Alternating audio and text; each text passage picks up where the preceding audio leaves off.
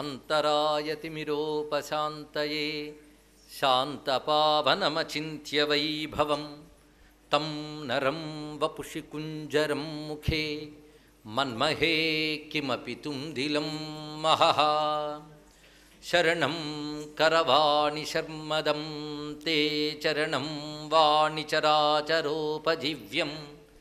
करुणामसृणैः कटाक्षपातैः कुरु माम् अम्ब कृतार्थसार्थवाहं शारदा शारदाम्भोजवदना वदनाम्बुजे सर्वदा सर्वदास्माकं सन्निधिः सन्निधिं क्रियात् विमलपटी कमलकुटी पुस्तकरुद्राक्ष शस्तहस्तपुटी कामाक्षि पक्ष्मलाक्षी कलितविपञ्ची विभासि वैरिञ्ची वागर्थाविव सम्पृक्तौ वागर्थप्रतिपत्तये जगतः पितरौ वन्दे पार्वती परमेश्वरौ गुरवे सर्वलोकानां भिषजे भवरोगिणां निधये सर्वविद्यानां दक्षिणामूर्तये नमः नारायणसमारम्भां व्यासशङ्करमध्यमाम् अस्मदाचार्यपर्यन्तां वन्दे गुरुपरम्परां नारायणं नमस्कृत्य नरं चैव नरोत्तमं देवीं सरस्वतीं व्यासं ततो जयमुदीरयेत् शिव शिवेति शिवेति शिवेति वा भव भवेति भवेति भवेति वा हरा हरेति हरेति हरेति वा भज मनः शिवमेव निरन्तरम्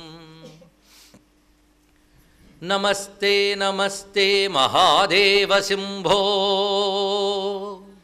नमस्ते नमस्ते दयापूर्ण सिंधो नमस्ते नमस्ते प्रपन्नात्मबंधो नमस्ते नमस्ते नमस्ते महेशा कुंडलीकृतनागेन्द्रं खण्डेन्दुकृतशेखरं पिण्डीकृतमहाविघ्नं डुण्डिराजं नमाम्यहम्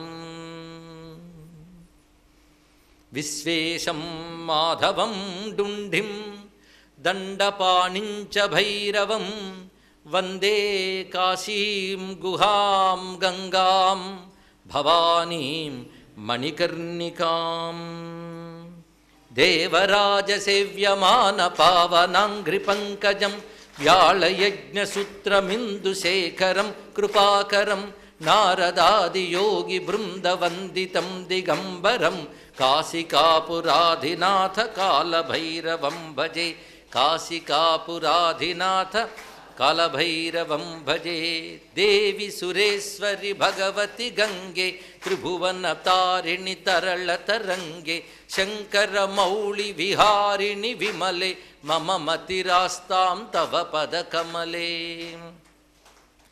सानन्दमानन्दवने वसन्तम् आनन्दकन्दं हतपापबृन्दं वाराणसीनाथमनाथनाथं श्रीविश्वनाथं शरणं प्रपद्ये श्रीविश्वनाथं शरणं प्रपद्ये श्रीमत्परस्मै निजचिद्घनाय गौरीतपःपूर्णफलप्रदाय केदारनाथाय नमः शिवाय नमो नमः कारणकारणाय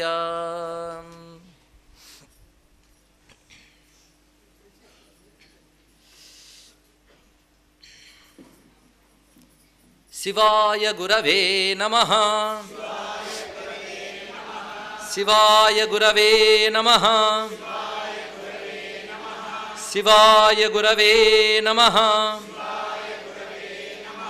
శివాయ గురవే నమః. శ్రీమాత్రే నమః. శ్రీమాత్రే నమః. శ్రీమాత్రే నమః. శ్రీ విష్ణురూపాయ నమః శివాయ. శ్రీ విష్ణురూపాయ నమః శివాయ. శ్రీ విష్ణురూపాయ నమః శివాయ. నమో మహద్భ్యో ఋషిభ్యో గురుభ్యో నమః. శ్రీ విశ్వనాథాయ నమః శివాయ. కేదారనాథాయ నమః శివాయ. త్రయస్త్రింశత్కోటిదేవతా సహిత గంగాన్నపూర్ణాంబికా విశాలాక్షీ భవానీ సహిత శ్రీ జ్యోతిర్లింగాయ విశ్వనాథాయ నమో నమః. శ్రీ విశాలాక్షి విశ్వనాథమయమైన ఈ సభా సదస్సుకి శవనీయ నమస్సులు సమర్పణ చేసుకుంటూ సాంబ సదాశివుని అనుగ్రహం చేత గత 3 రోజులుగా చెప్పుకు వస్తున్నటువంటి పంచాక్షరి వైభవం, పంచాక్షరి మంత్రం ఏ విధంగా ఆవిర్భవించింది అన్న దానితో మొదలు పెడుతూ ఈ మంత్రమంతా తత్వగర్భితము, అనేక అర్థములతో కూడినటువంటిది, బహ్వర్థదాయిని అంటే అనేక రకమైన అర్థములకు కలిగినది మాత్రమే కాకుండా అనేక రకాల ప్రయోజనాలను కూడా సిద్ధింపజేసేటువంటి మంత్రం ఇది. ఇది నిష్కామంగా చేసిన వారికి చిత్తశుద్ధినిచ్చి క్రమంగా జ్ఞానాన్ని, ముక్తిని కూడా ప్రసాదించగలదు. ధర్మబద్ధమైన సకామ ఉపాసన చేసిన వారికి అభీష్టసిద్ధి కలిగించడంతో పాటు క్రమంగా జ్ఞానానికి హేతువులైన చిత్తశుద్ధి, వైరాగ్యము ఇత్యాదులు సిద్ధింపజేయగలదు. కనుక ఇది పరిపూర్ణమైన మంత్రము అని ప్రస్తావన చేస్తూ దీనికి ఋషి సాక్షాత్ పరమేశ్వరుడే. అదేవిధంగా ఒక్కొక్క అక్షరానికి ఒక్కొక్క ఋషి ఉన్నారని, ఒక్కొక్క అక్షరంలో ఒక్కొక్క ఛందస్సు, ఒక్కొక్క స్వరము దాగి ఉందని, ఇది పరిపూర్ణమైన మంత్రము, సిద్ధమంత్రము, మూల విద్య అని చెప్పబడుతూ శివం, శైవం, మూల విద్య, పంచాక్షరం, సిద్ధమంత్రం అని బహునామాలతో భాషిస్తున్నటువంటి ఈ మంత్రం, ఇది పొందవలసిన విధానం ఇత్యాదులు చెప్పుకున్నాం. ఇది ఉపదేశం లేకుండా చేస్తే సాధ్యమంత్రం, ఉపదేశం పొంది చేస్తే సిద్ధమంత్రం, సిద్ధుడైన గురువు వద్ద పొందితే సుసిద్ధమంత్రము అంటూ ఏ విధంగానైనా పంచాక్షరి అందరూ కూడా అనుసరించవలసినటువంటి విద్యగా చెప్పారు. విద్య అనగానే కేవలం జపించవలసిన మంత్రం మాత్రమే కాకుండా అర్థం చేసుకోవలసిన జ్ఞానం అని కూడా ఆ విద్య అనే నామమే తెలియజేస్తున్నది. అందుకే పంచాక్షరి విద్య. ప్రతి మంత్రానికి విద్య అని పేరున్నది ఉపాసనా సంప్రదాయంలో. అంటే మంత్రము కేవలం పదాలను ఉచ్చరించడం, అక్షరాన్ని పలుమార్లు పలకడం మాత్రమే కాకుండా వాటిలో ఒక భావం ఉంది. ఈ భావం శబ్దపరంగా కొంత, అర్థపరంగా కొంత ఉంటుంది. అది గురువు ద్వారా గ్రహించి ఆ భావ చింతనతో జపం చేసినట్లయితే అది ఉత్తమమైన జపం అవుతుంది. కనుక భావం గ్రహించాలని చెప్పడమే విద్యలో ఉన్నటువంటి ఆ పేరులో ఉన్నటువంటి ఔచిత్యం. అటుపై గురువు దగ్గర దీక్ష పొందడం అనేది నిన్న మనం చెప్పుకున్నాం. ఆజ్ఞ, క్రియ, శ్రద్ధ ఈ 3 మంత్రానికి చాలా ప్రధానమైనటువంటివి అని చెప్తూ ఏ విధంగా గురువు దగ్గర పొందాలి, గురువు శిష్యుణ్ణి ఎలా చూడాలి అనేది ఒక ప్రత్యేకంగా వివరిస్తూ ఉన్నది ఆగమం. దాన్ని ఆధారం చేసుకుని శివపురాణాదులు చెప్తున్న అంశములు కూడా కొంత మననం చేసుకుందాం. హంతతే కథయిష్యామి సర్వపాప విశోధనం, ఇది ఉపమన్యువు కృష్ణ పరమాత్మకు చెప్తున్నటువంటి అంశం. ఇది సంస్కారం అనేది ఉంటేనే మంత్రం అనేది లభిస్తుంది. ఇది సంస్కారం. అది సంస్కారం లేనటువంటి వారు ఇష్టానుసారం మంత్రమని చేయరాదు, సంస్కారం పొందాలి. సంస్కారం అనేది గురువు ద్వారా లభిస్తుంది. ఎలాగైతే ఒక బంగారాన్ని మనం గని నుంచి తీసిన తర్వాత అగ్ని మొదలైన వాటి ద్వారా దాన్ని సంస్కరించి ఒక రూపాన్ని తీసుకొస్తామో, మానవుడు పుట్టుకతోనే గత వాసనలు తర్వాత జన్మతః సంక్రమించినటువంటి కొన్ని సంస్కారములతో ఉంటాడు. వాటిని గురువు దీక్ష పేరుతో శుద్ధి చేస్తాడు. దాన్నే సంస్కారం అంటారు. ఈ సంస్కారం అనేది ఏ విధంగా జరుగుతుంది అంటే రకరకాల సంప్రదాయాలు ఉన్నాయి. సిద్ధపురుషులు చేసే సంస్కారం చాలా ఆశ్చర్యకరంగా ఉంటుంది. వారు చూపుతోనే శుద్ధి చేయగలరు. అంతేకాదు దేశకాల పరిస్థితులు ఇలాగ ముహూర్తాలు మనం నిర్ణయించుకుని ఉంటాం కనుక సిద్ధపురుషుడు ఏ క్షణంలో పిలిచి మంత్రం ఇస్తాడో తెలియదు. అయ్యో మనం అనుకున్నట్టు లేదే అని మనం అనుకుంటాం. కానీ సిద్ధపురుషుల చేతుల్లో వచ్చినప్పుడు దేశకాలాదులు కూడా శుద్ధములైపోతాయి. అందుకే సంస్కారముల్లో అనేక మంది గురువుల యొక్క చరిత్రలు మనం చూసినవి కనబడతాయి. ఈ సంస్కారానికి మరొక పేరు దీక్ష అని కూడా పెడతారు. దీయతే ఏన విజ్ఞానం క్షీయతే పాశబంధనం దీక్షోపదిశ్యతే, అది దీక్ష అనేది. తస్మాత్ సంస్కార ఏవాయం దీక్షేత్యపి చ కథ్యతే. సంస్కారానికి దీక్ష అని పేరు ఎందుకు వచ్చిందంటే దీక్ష అంటే పట్టుదల, నియమము అని ఒక అర్థం మనం తీసుకున్నప్పటికి కూడా పురాణం చెప్తున్న అర్థం దీక్ష అనే మాటలో దీయతే ఏన విజ్ఞానం, గురువు ద్వారా మనం పుచ్చుకుంటున్నాం. గురువు దీయతే ఇస్తున్నాడు, దేన్ని? విజ్ఞానాన్ని. ఆ విజ్ఞానం ఇవ్వడంతో పాటు క్షియ్యతే పాశబంధనం, పాశబంధనాన్ని క్షీణింపజేస్తున్నాడు, తొలగింపజేస్తున్నాడు. కనుక శివజ్ఞానాన్ని ఇవ్వడం దాని ద్వారా అజ్ఞానాన్ని తొలగించడం క్ష. ఇది దీక్ష అనే మాటను చూపించారు ఇక్కడ. దీన్ని బట్టి దీక్ష పొందినవాడు ఈ రెండు పొందుతున్నామో లేదో తెలుసుకోవాలి.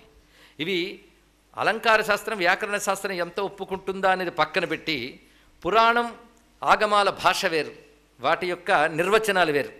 అది మనం మామూలు సంస్కృత భాషతో కాదనడానికి లేదు. దీన్ని బట్టి దీక్ష ప్రయోజనం ఏంటంటే గురువు ద్వారా విజ్ఞానం దీయతే అన్నమాట. అది తెలుసుకోవాలి. మంత్రం ఇస్తున్నాడా, విజ్ఞానం ఇస్తున్నాడా? కానీ దీయతే మంత్రం అనకుండా విజ్ఞానం అని ఎందుకన్నాడు అంటే, మంత్రం కేవలం శబ్దాలు చెప్పడమే కాకుండా తద్భావం ప్రధానమనేటువంటి ఆంతర్యంలో ఉన్నది. దానివల్లనే పాశబంధనం క్షీణిస్తున్నది. అది దీక్ష అనే మాటలో ఉన్న విశేషం. అయితే దీక్షలు చాలా ఉన్నాయి. సంప్రదాయాల భేదాలు బట్టి దీక్షలు కూడా ఉంటాయి. శైవాగమాలు మొదలైన సంప్రదాయాల్లో సాంభవీ దీక్ష ఉంటే కానీ కొన్ని చేయలేం. అది స్మార్తాది విషయాలకు అది వర్తించదు. ఆగమంలో ఉన్నవారికి అది వర్తిస్తుంది. కనుక ఒక ఆగమంలో చెప్పినది ఇతరులు దానికి చెప్పడానికి లేదు. అలాగే వైష్ణవాదుల్లో తప్త శంఖచక్రాలు తీసుకుంటే కానీ అష్టాక్షరికి లేదు. కనుక ప్రతివారిగా చెప్పడానికి లేదు. స్మార్తాది సంప్రదాయాలతో అవి అవసరం లేకుండానే వైదిక స్మార్త సంప్రదాయంలో అష్టాక్షరి పుచ్చుకోవచ్చు. ఇలాగా భేదములు ఉంటాయి. కనుక వాళ్ళ ఆగమాలు చదివి ఇది నిషేధం అనడానికి లేదు. ఆ ఆగమంలో అది ప్రమాణం, ఇది ప్రమాణం. ఆగమాలు కూడా పలు రకాలు ఉంటూ ఉంటాయి. కనుక ఒక సంప్రదాయంలో ఉన్నవారు మరొక సంప్రదాయాన్ని తొందరపడి ఏం అనరాదని చెప్పడానికే ఈ మాట ప్రస్తావన చేశాం. వందల కొన్ని సంప్రదాయాలు ఉంటాయి. మరి ఏది గొప్ప సంప్రదాయం అంటే, ఎవరి సంప్రదాయం వారు పాటిస్తూ ఇతర సంప్రదాయాలను గౌరవించడమే ఉత్తమ సంప్రదాయం. ఇది మనం గమనించుకోవాల్సింది. అందుకే ఇక్కడ కూడా శాంభవీ చైవ శాక్తి చ మాంత్రీ చైవ శివాగమే దీక్షోపదిశ్యతే త్రేధ శివేన పరమాత్మన. శైవాగమాల ప్రకారం కూడా శాంభవి, శాక్తి, మాంత్రి అని 3 రకాలుగా దీక్షలు ఇవ్వడం జరుగుతూ ఉంటుంది. ఇవన్నీ ఆ పద్ధతుల్లో ఉన్నవారికి. గురువు అసలు మంత్రం ఇచ్చేటప్పుడు ఏదో అక్షరం ఇస్తున్నాడు అనుకోవద్దు. గురువు అన్నాళ్ళు తాను జపం చేసినటువంటి శక్తిని శిష్యుడికి ఇస్తుంటాడు, తద్రూపమైనది. కనుక మంత్రం ఇచ్చాడంటే దేవతని చేతిలో పెట్టాడని అర్థం. అక్షరాన్ని ఇచ్చాడు అనుకోవద్దు, పొరపాటును కూడా. అందుకే మంత్రంపై ఎప్పుడు అక్షర దృష్టి కూడదు. ఏముందండి ఓం నమః శివాయ కదా అంటే మహాపాపం అండి. ఇక్కడ నువ్వు విన్నప్పుడు ఓం నమః శివాయ, గురువు దగ్గర ఇచ్చినప్పుడు మంత్రం. అందుకే మామూలు మాటే గురువు నోట మంత్రం అవుతుంది. ఎందుకంటే అతను తపస్సు చేసి జపించి ఆ శక్తిని ఇస్తున్నాడు, అక్షరాన్ని కాదు. దానికంటూ సంస్కారం చేస్తున్నాడు. అందుకే మంత్రమునందు అక్షర దృష్టి, గురువు యందు మానుష దృష్టి, విగ్రహమునందు శిలాదృష్టి ఉన్నవాడు తరించడు అని శాస్త్రములు చెప్తున్న విషయం ఇక్కడ అన్వయించుకోవాల్సినది. అందుకే గురోర్ ఆలోకమాత్రేణ, గురువు ఒక్కసారి చూశాడు అంటే మనకు తెలియకుండానే లోపలకు సంస్కారం కలుగుతూ ఉంటుందట. రెండవది స్పర్శాత్, గురువు స్పర్శ అంత తేలిక కాదండి. అందుకు గురువుని ఇష్టానుసారం వెళ్ళి ముట్టుకోవడం, జబ్బలు పట్టి లాగడం ఇలాంటి ఉత్తమ శిష్యుడు చెయ్యడు, తెలుసుకోండి ఇక్కడ. ఎందుకంటే అనుమతి లేనిది చేయరాదు. పైగా ఇతరుల శరీరాలు మాంసమయాలైతే అనుష్ఠానపడిన గురువు శరీరం మంత్రమయం. నిరంతరం మంత్ర చైతన్యం వాడి శరీరం మీద నిహితమై ఉంటుంది. ఎందుకంటే న్యాసాది ప్రక్రియలతో వాడు మంత్రాన్ని తన యందు ఎల్లవేళలా నిహితం చేసుకుంటూ ఉంటాడు. ఆ కారణం చేతన వారికి నియమాలు ఉంటాయి, స్పర్శాది నియమాలు. ఒకవేళ గురువు తనంత తాను కానీ స్పర్శించాడు, వాడు బ్రతికే ధన్యం. అది ఏ శక్తిని లోపల ప్రసరింపజేస్తుందో తెలియదు. రెండవది గురువు యొక్క సంభాషణం, అంటే దర్శనము, స్పర్శ, సంభాషణం. ఆ సంభాషణ ద్వారా కూడా గురువు నుంచి ఒకనొక శక్తి లభిస్తుంది. గురోర్ ఆలోకమాత్రేణ స్పర్శాత్ సంభాషణాదపి సద్యసంజ్ఞా భవే జంతో పాశోపక్షయకారిణి. వాడి పాసం క్షయింపబడుతోందని ఒకనొక చిహ్నము లేదా సంజ్ఞ, సూచన అతడు చూపు ద్వారానే లభిస్తుంది. కనుక కటాక్షం అంటే ఇది గురు కటాక్షం అనే మాట అంత విశేషమైనటువంటిది. దీన్ని దృగ్దీక్ష, స్పర్శదీక్ష అంటూ మరికొన్ని ఆగమాలు పదాలు చెప్తున్నాయి. అందుకే మంత్రం ఇచ్చేటప్పుడు చూస్తూ ఇవ్వచ్చు, స్పర్శ చేసి ఇవ్వచ్చు. గురువు ఏ శిష్యుడికి ఎలా ఇవ్వాలో గురువు చూసుకుంటాడు. ఇక్కడ యయాస్యాన్ నిర్వృతి సద్యస్యైవ తీవ్రతరామత. అంతేకాదు ఆ శాంతి కలిగించడానికి గురువు తీవ్రతర అనే రకాల దీక్షలను కూడా ఇస్తూ ఉంటాడు. అంటే వెనువెంటనే శాంతి కలిగించేది, అదేవిధంగా క్రమంగా పాపాలని క్షయింపజేసేది అయినటువంటి దీక్షా విధానాలు ఉంటాయి. వాటిని తీవ్ర అనే నామాలతో పిలుస్తూ ఉంటారు. ఏదేమైనా ఒక్కొక్కసారి గురువు ఏం చేస్తారంటే యోగ మార్గంలో తన సూక్ష్మశక్తిని శిష్యులకు ప్రవేశింపజేస్తాడు. అవి సామాన్యులకు అర్థం కావు. అమ్మ వెంటపడి కొట్టి పెట్టేటువంటి పోషకాహారం తింటున్న పిల్లడికి అర్థం కాదండి. అమ్మ ఏదో పెడుతోంది, కొట్టి మరీ పెడుతోంది అనుకుంటాడు, కానీ దాని ద్వారా ఏ శక్తినిస్తుందో ఆ వయస్సులో తెలియడం కష్టం. అది సాధన ప్రారంభ దశలో గురువు ఏమిస్తున్నాడు అనేది తెలియడం మహా కష్టం. అది అత్యంత క్లిష్టమైనటువంటి అంశం. అందుకే గురుణా యోగ మార్గేణ క్రియతే జ్ఞానచక్షుషా. ఆయన ఒక జ్ఞానదృష్టితో యోగ మార్గంలో ఒక దివ్యమైన శక్తిని శిష్యుల్లోకి ప్రవేశింపజేస్తాడు. కొందరు హోమాదులు చేసి అగ్ని సన్నిధిలో ఇవ్వడం జరుగుతున్నది. అది కుండమండల పూర్విక అని చెప్తారు. అలా ఇచ్చేది మాంత్రీ దీక్ష అని చెప్పబడుతుంది. ఇలా విభిన్న విధాలుగా ఉంటూ ఉంటాయి శైవధర్మం ప్రకారం. అయితే సాధారణంగా గురువుకు కొన్ని లక్షణాలు ఉండాలి అని మనం మొదటి నుండి చెప్పుకున్న గుర్తుండి ఉంటాయి. వాటిని ఇక్కడ స్మరించుకోవాలి, మళ్ళీ చెప్పనవసరం లేదు. దాంతోపాటు మరికొన్ని విషయాలు చెప్తున్నాడు. గురువు తాను ఏ విద్యను ఇస్తున్నాడో ఆ విద్యను తాను అనుష్ఠించిన వాడు మాత్రమే కాకుండా ఆ విద్య పట్ల ఆయనకు ఒక ఆనందానుభూతి, ఒక జ్ఞానం ఉండాలి అన్నారు ఇక్కడ. అందుకే ఆ దేవతని తలంచుకుంటూ అతడు ఆనందించడం. అంటే గురువు కూడా తన దైవాన్ని, మంత్రాన్ని తలంచుకున్నప్పుడు ఆర్ద్రమయ్యి ఆనందాశ్రువులు రాలి ఒళ్ళు పులకించి ఆ జ్ఞానంతో ఆనందించాలి. ఎందుకంటే కొన్ని మంత్రాలు చేస్తున్న కొద్దీ కొందరు అహంకారం పెరుగుతుంది, దానితో రసహృదయం పోతుంది. అంటే భగవంతుని తలుచుకోగానే స్పందించే సౌకుమార్యం చాలామందిలో దెబ్బతింటుందండి. అందుకే విద్యాహంకారం, మంత్రాహంకారం ఉన్నాయే, ఆ భక్తి అనబడే సుకుమారమైన అంశాన్ని కొన్ని చంపేస్తుంటుంది. అందుకే విద్యా పాండిత్యంతో పాటు భక్తి ఉంటే వాడిని మించిన యోగి మరొకడు ఉండడు. కానీ పాండిత్యాదులు ఉన్నాయి, అది పెంకులాగా అహాన్ని పెంచుతూ ఉంటుంది. ఒక ఆయన అన్నాడు ఆ మధ్య, మనం వేదం బాగా చదువుతాం కనుక మనకి విష్ణు సహస్రాలు అవసరం లేదో అన్నాడు. అంటే ఆయన వేదం ఎంత అహంకారాన్ని ఇచ్చిందో చూడండి ఇక్కడ. అంటే విష్ణునామం మీద తక్కువ చూపు. అందుకే 4 ఉపనిషత్తులు వినగానే ఈ భక్తి, ఈ దేవుళ్ళు ఏం అక్కర్లేదంత అహం బ్రహ్మాస్మి అంటారే, అదొక అహంకారం. ఎందుకంటే భక్తిని దెబ్బతీసే ఏ విద్య అయినా గ్రాహ్యము కాదు. ఇది బాగా అందరూ గుర్తుపెట్టుకోవాల్సినదే. అందుకే భక్తిని తోలనాడుతూ భగవద్ ఉపచారాలని, ఆచారాలని ఎవరు నిందిస్తూ ఉంటారో వాళ్ళ పాండిత్యం కూడా అక్కరుకరానిదే. అందుకే ఎవరి పాండిత్యమేమి నడుచురా ఎనుకులాబ్ధి చంద్ర అంటాడు త్యాగయ్య. ఈ పాండిత్యాలకి ఏముందండి, ఒక 4 పుస్తకాలు చదవగానే సృష్టిలో అందరిని అజ్ఞానంగా చూస్తుంటాడు. ఇలాంటివి ఉన్నాయి, చాలా ప్రమాదకరం. అందుకే మహానుభావుడు రామకృష్ణ పరమహంస అంటాడు, గత జన్మల్లో చదువుకున్న విద్యలన్నీ మూట కట్టి అమ్మ పాదాల మీద పెట్టి, అమ్మ ఇవన్నీ తీసుకో, నీపై భక్తిని ఒక్కటి ఇవ్వమ్మని అడిగానన్నాడు. అంటే కోట్ల కొలది విద్యల కంటే భగవంతుని తలంచుకోగానే కరిగిపోయే మనస్సు, చెమరించే కన్ను, ఇది చాలా గొప్పదండి. ఇది తెలుసుకోవాల్సింది ఇక్కడ. అది రాకపోవడం దౌర్భాగ్యం. భగవంతుని తలుచుకుంటే స్పందన కలగదు. అదే మనకు రాబోయేటువంటి డాలర్లను లేదా ఇంకేమైనా కొడితే ఒళ్ళంతా పులకించిపోతూ ఉంటుంది. ఈ లక్షణాలు ఉన్న వాళ్ళకి అది ఈ జన్మకి లేదు కనుక ఇంకా కొన్ని కోట్ల జన్మలు ఉన్నాయని తెలుసుకోవాలి. కోట్ల జన్మలు అతిశయోక్తి కాదండి. ఈ జన్మలో భగవత్ స్పృహ కలగలేదు అంటే వాడికి ఇంకా కోట్ల జన్మలు ఉన్నాయని అర్థం. ఎంత దూరంగా అనుకుంటామో అంతవరకు మనకి స్పందన అనేది ఉండదు. ఇది కూడా గ్రహించవలసింది. అందుకే ఇక్కడ కూడా ఆనందబోధయోర్లింగం అంతఃకరణ విక్రియా యథాస్యాత్ కంప రోమాంచ స్వరనేత్రాంగ విక్రియా. ఇది చాలా గొప్ప విషయం. ఇవి శాస్త్రాలు ఉన్నవే చెప్తున్నామని ప్రమాణం కోసమే శ్లోకాలు అప్పుడప్పుడు వినిపించాం. వాడు పొందుతున్న ఆనందం ఆ గురువులో కనబడాలట. అది ఎలాగో అంటే లింగం అంటే లక్షణము. అది అంతఃకరణ విక్రియా. వికారం అంటే ఇక్కడ నెగిటివ్ పదంతో చెప్పలేదు. భగవంతుని తలంచుకోగానే అంతఃకరణంలో జరిగే పరిణామాలు అవి ఎలా తెలియబడతాయంటే కంప రోమాంచ స్వర నేత్ర అంగ విక్రియా. ఒంటిలో ఒక విధమైన కంపనము, అదేవిధంగా రోమాంచము, స్వరం గద్గదమవడము, నేత్రములు అశ్రువులతో నిండడము ఇత్యాదులు ఉన్నాయే, ఇవి ఉత్తమమైనటువంటి గురువు యొక్క లక్షణములు అన్నాడు. అంటే తాను ఉపాసించే దైవాన్ని తలంచుకోగానే పులకించిపోతారండి. అలాంటి గొప్ప సిద్ధపురుషుల్ని, గురువుల్ని చూసే యోగం కలిగిన ఒక జీవుడిగా ఈ సభలో దీన్ని మరింత ఆనందంగా చెప్తున్నాం. అలాంటి వాళ్ళని చూడడం జరిగింది. వాళ్ళు పాండిత్యం తక్కువ లేదండి. కొంతమంది భక్తి కనబడితే పాండిత్యం లేదనుకుంటారేమో అని కనబడకుండా జాగ్రత్త పడుతూ ఉంటారు. ఇక్కడ భక్తి చిన్న విషయం కాదు, అది పాండిత్యాన్ని కూడా మరపించాలి. అందుకే అలాంటి వాళ్ళని మహానుభావులు అనాలయ్యా అన్నాడు మా త్యాగయ్య. పొయ్యలు మీర నడలు గల్గు సరసుని సదా కనులు జూచుచును పులక శరీరులై ఆనంద పయోధి నిమగ్నులై ముదంబునను యశము గలవారు ఎందరో మహానుభావులు అని చెప్పాడు. వారిని మహానుభావులను పేర్కొన్నాడు.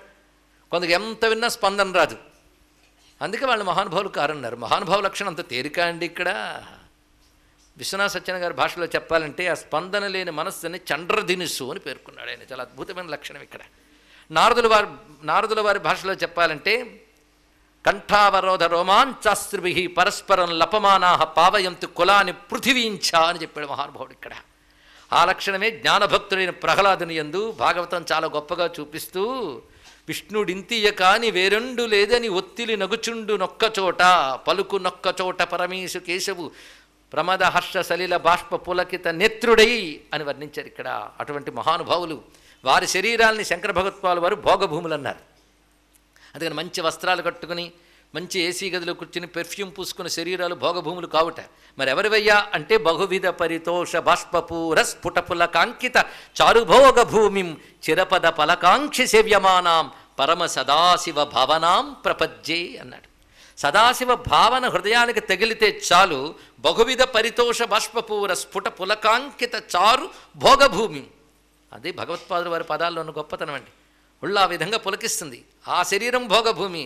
అలాంటి శరీరం దొరికితే మనకు భోగమైన శరీరం దొరికినట్లు. ఇది తెలుసుకోండి ఇక్కడ. అదే నిజానికి శరీరానికి సుఖం అంటే అదండి ఇక్కడ. చారు భోగభూమి. ఇలాంటి భోగభూమి కలిగిన శరీరం కావాలని దేవతలు కూడా కోరుకుంటారు. వాళ్ళకి రాదు. దేవతలు గొప్పవారే కానీ ఈ భాగ్యం వాళ్ళకి కూడా లేదండి. అందుకే భక్తుడికున్న భాగ్యం దేవతలకు కూడా లేదు. ఈ రహస్యమే అంభోజ గర్భాదు లభ్యసింపగలేని హరిభక్తి పుంభావమైన వాణి అని వర్ణించారు ఇక్కడ. బ్రహ్మాదులకు కూడా సాధ్యం కాదు. అందుకే బ్రహ్మదేవుడు కూడా గోపబాలకులను చూసి ఎలా బ్రహ్మపదంబు అని బాధపడ్డాడు కదా. అటువంటిదండి ఆ దివ్యమైనటువంటి భక్తి వైభవం. ఆ భక్తి లక్షణాలు గురువులో కనబడాలి. అతడికి ఆ భగవంతుడిపై భక్తి ఉండాలి. తానికే మంత్రంపై భక్తి లేకుండా కేవలం కర్మపరమైన అహంకారం ఉంటే, ఎందుకంటే మంత్రం లక్షలు చేయొచ్చు, కోట్లు చేయొచ్చు, పురస్చరణలు చేయొచ్చు, కానీ ఆయన గురించి స్పందించే హృదయం లేనప్పుడు అది భక్తి రహితమైన ఉపాసన అవుతుంది. అది కర్మలోకి వస్తుంది. అదే ప్రీతిపూర్వకంగా ఆయన ప్రీతి కోసమే చేసేటప్పుడు ఆ ఉపాసన భక్తి అయిపోతుంది. అందుకు ఉపాసన కర్మ అయినప్పటికీ కర్మకి కొంచెం ఎడంగా పెట్టారు, జ్ఞానానికి దగ్గరగా పెట్టారు. ఒకవేళ నువ్వు అహంతోనో భక్తి లేకుండా చేస్తే అది కర్మలోకి దూరిపోతుంది. అది భక్తిపూర్వకంగా చేస్తే అది నిర్మలత్వాన్ని ఇచ్చి జ్ఞానంలోకి ప్రవేశింపజేస్తుంది. కనుక ఉపాసన భక్తి యోగం ఎప్పుడవుతున్నది అంటే ప్రీతిపూర్వకంగా భగవదాశ్రయ బుద్ధితో అనన్య భక్తిగా చేసినప్పుడు ఉపాసన భక్తి యోగం అవుతుంది. లేకపోతే ఉపాసన కర్మయోగంలోకి వెళుతుంది, కర్మలోకి వెళుతుంది, కర్మయోగం కంటే. ఇది బాగా తెలుసుకోవాలి. ఎందుకంటే ఉపాసన కూడా కర్మయ్యే కదా. మరి భక్తి యోగం ఎందుకన్నారంటే భక్తి కర్మలోనూ ఉంటుంది, ఉపాసనలో ఉంటుంది, జ్ఞానంలో ఉంటుంది. కానీ ఉపాసనలో నిష్కామమై పరమప్రీతి రూపమైన ప్రేమగా ఉన్నప్పుడు అది భక్తి యోగం అవుతుంది. ఇది గ్రహించవలసిన ప్రధానమైన అంశము. అటువంటి భక్తుడు నాకు చాలా ప్రీతిపాత్రుడు అని కృష్ణ పరమాత్మ సమే భక్త సమే ప్రియ యోమే భక్త సమే ప్రియ అని ఎన్నిమాలు పేర్కొన్నాడో. అటువంటి భక్తి బిచ్చమీయవే రామయ్య అని త్యాగయ్యలో అడుగుదాం. అదేవిధంగా తవ పాదాంబుజ భక్తిమేవదేహి అని పరమేశ్వరుని అడుగుదాం. అలాంటి భక్తి కలిగినటువంటి గురువు అర్హుడు అని చెప్తున్నారు ఇక్కడ. అందుకే ఆనందబోధయోర్లింగ శిష్యోపి ఈ లక్షణాలు కానీ ఉంటే అతడు సద్గురువు. తస్మా సర్వప్రకారేణ గురు శిష్యం పరీక్షయెత్తున్నాడు. ఇలాంటి లక్షణాలు ఉన్నాయో లేవా అని గురువుని శిష్యుడు పరీక్షించాలట. అంటే భగవంతుడంటే స్పందన భక్తి కలిగిన వాడి ఉండాలి. రెండవది తాను ఉపాసించే భగవంతునిపై పరిపూర్ణమైనటువంటి ఎరుక కలిగి ఉండాలి. ఎరుకంటే రెండు అర్థాలు, స్పృహ అనొక అర్థం, జ్ఞానమని మరొక అర్థం. ఆ భగవంతుడు ఉన్నాడనే భావం, ఆ స్పృహ ఆస్తిక్యం నిండుగా ఉండాలి. దానికి తోడు ఆయన్ని ఆరాధించవలసిన పద్ధతులకు సంబంధించిన జ్ఞానం తెలిసి ఉండాలి. ఈ అనుభూతితో పాటు అవి కూడా అలాగుండాలి. శిష్యుడికి కూడా కొన్ని లక్షణాలు ఉండాలి. అది గురువు పరిశీలించాలి. శిష్యుడికి కూడా భక్తి అనేది ఉండాలి ప్రధానంగా. అది మొదటి రోజు నుంచి మనం చెప్తున్నాం. భక్తి అనేది ఉంటేనే మిగిలిన అర్హతలు ఉన్నా లేకున్నా వాడు శివపంచాక్షరికి అర్హుడవుతున్నాడు. భక్తి అర్హతలనిస్తోంది. భక్తే అర్హతని కాకపోయినా అర్హతలు పొందడానికి అర్హత భక్తి వల్ల కలుగుతుంది ఇక్కడ. తద్వారా నువ్వు గురువుల దగ్గర నుంచి సిద్ధిని పొందగలవు. కానీ గురువు కూడా శిష్యుని యందు ప్రధానంగా చూడవలసింది భక్తినే. మిగిలినవి ఏవైనా లోపాలు ఉన్నాయనుకోండి, తన బోధతో అవి సవరించగలడు నెమ్మదిగా. అందుకు భక్తి ప్రధానం. శిష్యస్య శిక్షణీయత్వాత్, శిష్యుడు అని పేరు ఎందుకు వచ్చిందో నిర్వచనం చెప్తున్నారు. శిక్షణీయత్వాత్, శిక్షణ పొందుతాడు గనుక శిష్యుడు. శిక్షణ అంటే పనిష్మెంట్ అని కాదండి, ట్రైనింగ్ అని అర్థం. లెర్నింగ్ అండ్ ట్రైనింగ్ అంటే గురువు ద్వారా అతడు తీర్చిదిద్దబడతాడు. అంతవరకు లేనటువంటి ఒకానొక తెలివి జ్ఞానము గురువు ద్వారా పొంది అది తన ప్రవర్తనలో చూపించగలిగితే శిక్షణ. ప్రవర్తనలోకి తెచ్చుకోగలగాలి. అంతేగాని గురువు గారికి వెళ్ళకముందు ఎలా ఉన్నానో గురువు దగ్గరికి వెళ్ళక కూడా అలానే ఉన్నానంటే అలాంటి శిష్యుడు దొరకడం గురువుకి భారం. పరిణామం అనేది జరగాలి అతడిలో. అది శిక్షణ అంటే అది అర్థం ఇక్కడ. చాలా ప్రధానమండి. కొంతమంది బిఫోర్ అండ్ ఆఫ్టర్ అని ఫోటోలు తీసుకుంటుంటారు కొన్ని ట్రీట్మెంట్లకు వెళ్ళినప్పుడు, తెలుసు కదా మీకు. అలాగే మనం కూడా దీక్షకు పూర్వం దీక్ష తర్వాత 2 ఫోటోలు ఉండాలి. శరీరంలో కాదు, అది అంతరంగానికి. అప్పుడు ఎలా ఉండేవాళ్ళం, కామక్రోధాది వేగాలు ఎలా ఉండేవి, గురువు దగ్గర చేరగా ఎలా తగ్గాయి, అప్పుడు అహంకారంతో ఎలా తలగరేసేవాళ్ళం, ఇప్పుడు ఎంత తగ్గింది. ఇది నిత్య అహంకారానికి ట్రీట్మెంట్ చాలా అవసరం అండి, చాలా ప్రమాదం అది. అహంకారం పోవడానికి గంట సేపు జపం చేస్తే గంట అవగానే మాలదించి చుట్టూ చూస్తాం ఎంత చేసానో అని. అదొకటి, ఇన్ని ప్రమాదాలు ఉంటూ ఉంటాయి. అదే దాన్ని కనిపెట్టుకోవడం, దానికి శిక్షణ ఇచ్చుకోవడం మహా కష్టం. కానీ గురువు ద్వారా శిక్షణీయత్వాత్ శిష్య. ఈ గురువుకి ఎందుకు చెప్తున్నాడు, గురోర్ గౌరవ కారణాత్ అన్నారు. గౌరవించదగిన వాడు కనుక గురువు, గురు శబ్దం నుంచే గౌరవం వచ్చింది అంటే గౌరవించదగినటువంటి వాడు. తస్మాత్ సర్వప్రయత్నేన గురోర్ గౌరవమాచరేత్. అందుకే అన్ని విధాలా గురువు పట్ల గౌరవ భావాన్ని శిష్యుడు ప్రకటించాలి. అంతేకాదు గురువు పట్ల శిష్యుడు ఉండవలసిన భావం, యో గురు సశివ ప్రోక్తో యస్ శివస్స గురుస్మృత. గురువుని శివుడుగాను శివుణ్ణి గురువుగాను భావించమని చెప్పాడు ఇక్కడ. అంటే శివుడే గురువైతేనే సరైన గురువు దొరుకుతాడు. శివుడు కావాలని తప్పించిపోతుంటే శివుడు వీడు కావాలనుకుంటాట. శివుడు వీడు కావాలని అనుకుంటే వాడిని దగ్గరికి తీసుకోవడం కోసం తాను ఒకానొక గురుస్వరూపంలో ప్రవేశించి మనల్ని ప్రేరేపిస్తాడు. అందుకే పాత్రతో గంగ తెచ్చుకుంటే పాత్రలో ఉన్న గంగ మనకు కావాలి. అలా గురువు అనే శరీరంలో లభించిన శివజ్ఞానం చేత గురువు శివస్వరూపుడు అవుతున్నాడు. దీని యొక్క భావం ఇక్కడ. యో గురు సశివ ప్రోక్తో యశివస్స గురుస్మృత గురుర్వా శివయేవాత విద్యాకారేణ సంస్థిత. ఎందుకల్లా చెప్తున్నారంటే శివుడు అనగా జ్ఞానస్వరూపుడు, గురువు అంటే జ్ఞానమేగా. ఆ కారణం చేత ఉభయులకి సామ్యం చెప్పారు. ఇలాంటివి జాగ్రత్తగా తెలుసుకోకపోతే కలియుగంలో మరో ప్రమాదం ఉంది. అవునా, విన్నారా, నేను గురువుని కనుక నేనే దేవుడిని అనేవాళ్ళు ఎక్కువైపోతుంటారు. ఇది ఒక పెద్ద కల్ట్ తయారయ్యి శివుడు భక్తుడిగా గురువు దగ్గరికి వెళ్తే వాడు గురువు తన ఫోటోలు ఇచ్చి పంపిస్తూ ఉంటాడు ఇక్కడ. కనుక భగవద్భక్తి పెంచేవాడు గురువు అవుతాడు, కానీ తనపై భక్తి పెంచుకునేవాడు కాదు. గురువు శిష్యుడి నుంచి భక్తి ఆశించడు, శిష్యుడు గురువుపై భక్తి ఉండాలి. ఇది దీని యొక్క విశేషమైన అంశం. ఇది గమనించాలి ఇక్కడ. ఇది గ్రహించక గురువేదో ఆశిస్తున్నాడు అనుకుని చెయ్యరాదు. గురువు పట్టించుకోడు అసలు. ఈ భక్తి వాడిని అనుగ్రహిస్తుందే తప్ప గురువు అసలు వీడి భక్తి కలిగి ఉన్నాడా లేదా అనేది కూడా చూడ్డు. వీడికి శిష్యలక్షణమైనటువంటి గ్రహించేటటువంటి వినయము సంస్కారం ఉందా లేదా అని చూస్తాడు అంతే తప్ప గురువులు ఇచ్చే పూజల కోసం కాళ్ళు చాచరండి ఇక్కడ. ఇది కూడా గమనించవలసినటువంటి అంశం ఇక్కడ. యథా శివస్తథా విద్య, యథా విద్య తథా గురువు. ఏమి మాటలంటే ఒక్కొక్కటి. శివుడికి విద్యకి భేదం లేదు. విద్యయే గురువు గనక గురువుకి శివుడికి విద్యకి భేదం లేదు. శివ విద్య గురువునాంచ పూజయా సదృశం ఫలం.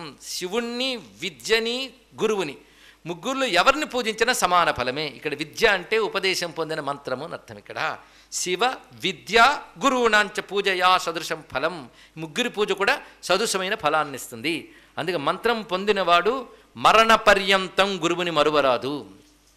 అంటే మరచిపోయే, గుర్తు పెట్టుకునే లక్షణం ఉన్న బుద్ధి ఉన్నంత వరకు మరువరాదు. కేవలం మంత్రం తీసుకున్నామని గురుస్మరణ లేకపోతే మంత్రం ఫలించదు. గురుభక్తి లేని వాడికి మంత్రం ఫలించదు. అది మాటి మాటి గుర్తుపెట్టుకోవాల్సింది. శ్రేయోర్థి యది గురువాజ్ఞాం మనసాపిన లంఘయేత్. శ్రేయస్సు కోరుకునేవాడు మనస్సుతో కూడా గురువాజ్ఞను అతిక్రమించరాదు. మనస్సుతో కూడా చెప్తాడు, కానీ మనం ఇలా చేద్దాం గురుగారు తెలియదండి, అంతకంటే ఘోరం మరొకట్లేదండి ఇక్కడ. ఇలాంటి వాళ్ళు ఉంటారండి. అలాంటి వాళ్ళు ఎవరికి తెలుస్తాడు? గురువులకు తెలుస్తారు.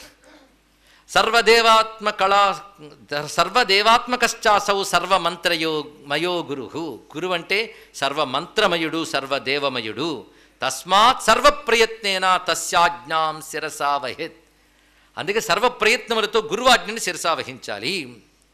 గురువాజ్ఞా పాలకో యస్మాత్ జ్ఞాన సంపత్తి మస్నుతే. గురువాజ్ఞని పాలించేవాడికి జ్ఞానం వస్తుంది. ఇది ప్రధానమైన లక్షణం. ఎందుకంటే ఎంత వేదాంత జ్ఞానం విన్నా కొన్ని లక్షణాలు ఉండాలి. మనకు అర్థం చేసుకుని ఇంటలెక్ట్ గత జన్మల వల్ల వచ్చినప్పటికీ కూడా ఇంటలెక్ట్ ఒక్కటి సరిపోదు. అది గ్రహించిన జ్ఞానం నిలబడాలి, అది జీవితాన్ని వెలిగించాలి అంటే మాత్రం గురుభక్తి, సంప్రదాయ పాలన ఈ రెండు ఉంటేనే వేదాంత జ్ఞానం వినడానికి అర్హత ఏర్పడుతుంది. ఎందుకంటే అసంప్రదాయవేత్తలు బయలుదేరిపోయి వేదాంతి క్లాసెస్ చేస్తూ తయారవుతూ ఉంటే శిష్యులు కూడా పెరిగిపోయి హాయిగా ఉంది వినడానికి, చేయడానికి వేదాంతం. ఎందుకంటే కర్మ వదిలివచ్చు, దేవుడిని వదిలివచ్చని. ఇలాంటి పనికిమాలిన వేదాంత విద్యలు కలియుగంలో ఎక్కువైపోతాయి. అందుకే హెచ్చరిక తెలుసుకోవాలి. గురుభక్తి, సంప్రదాయం ఈ రెండూ చాలా ప్రధానం. పంచాక్షర వైభవం చెప్పకుండా ఇవన్నీ ఎందుకు చెప్తున్నారంటే ఆ మాట శివుణ్ణి అడగండి అని ముందే చెప్పుకున్నాం. పార్వతీదేవత పంచాక్షర వైభవం చెప్తూ ఈ అధ్యాయాలని చెప్తున్నాడు ఈయన ఇక్కడ. ఎందుకంటే సంప్రదాయం లేని విద్య శోభించదు. అసంప్రదాయవిత్ బహుశాస్త్రవిదపి మూర్ఖవత్ ఉపేక్షణీయ అని గీతాభాష్యం రచిస్తూ శంకర భగవత్పాల వారు ప్రథమతః చెప్పారు. ఎన్ని శాస్త్రాలు తెలిసినా సంప్రదాయం తెలియనివాడు, సంప్రదాయాన్ని అతిక్రమించిన వాడిని వాడు ఏ మాట చెప్పినా మూర్ఖవత్ ఉపేక్షణీయ, వాడు మూర్ఖుళ్ళ జమ కట్టి వాడి మాట పట్టించుకోకని చెప్పాడు.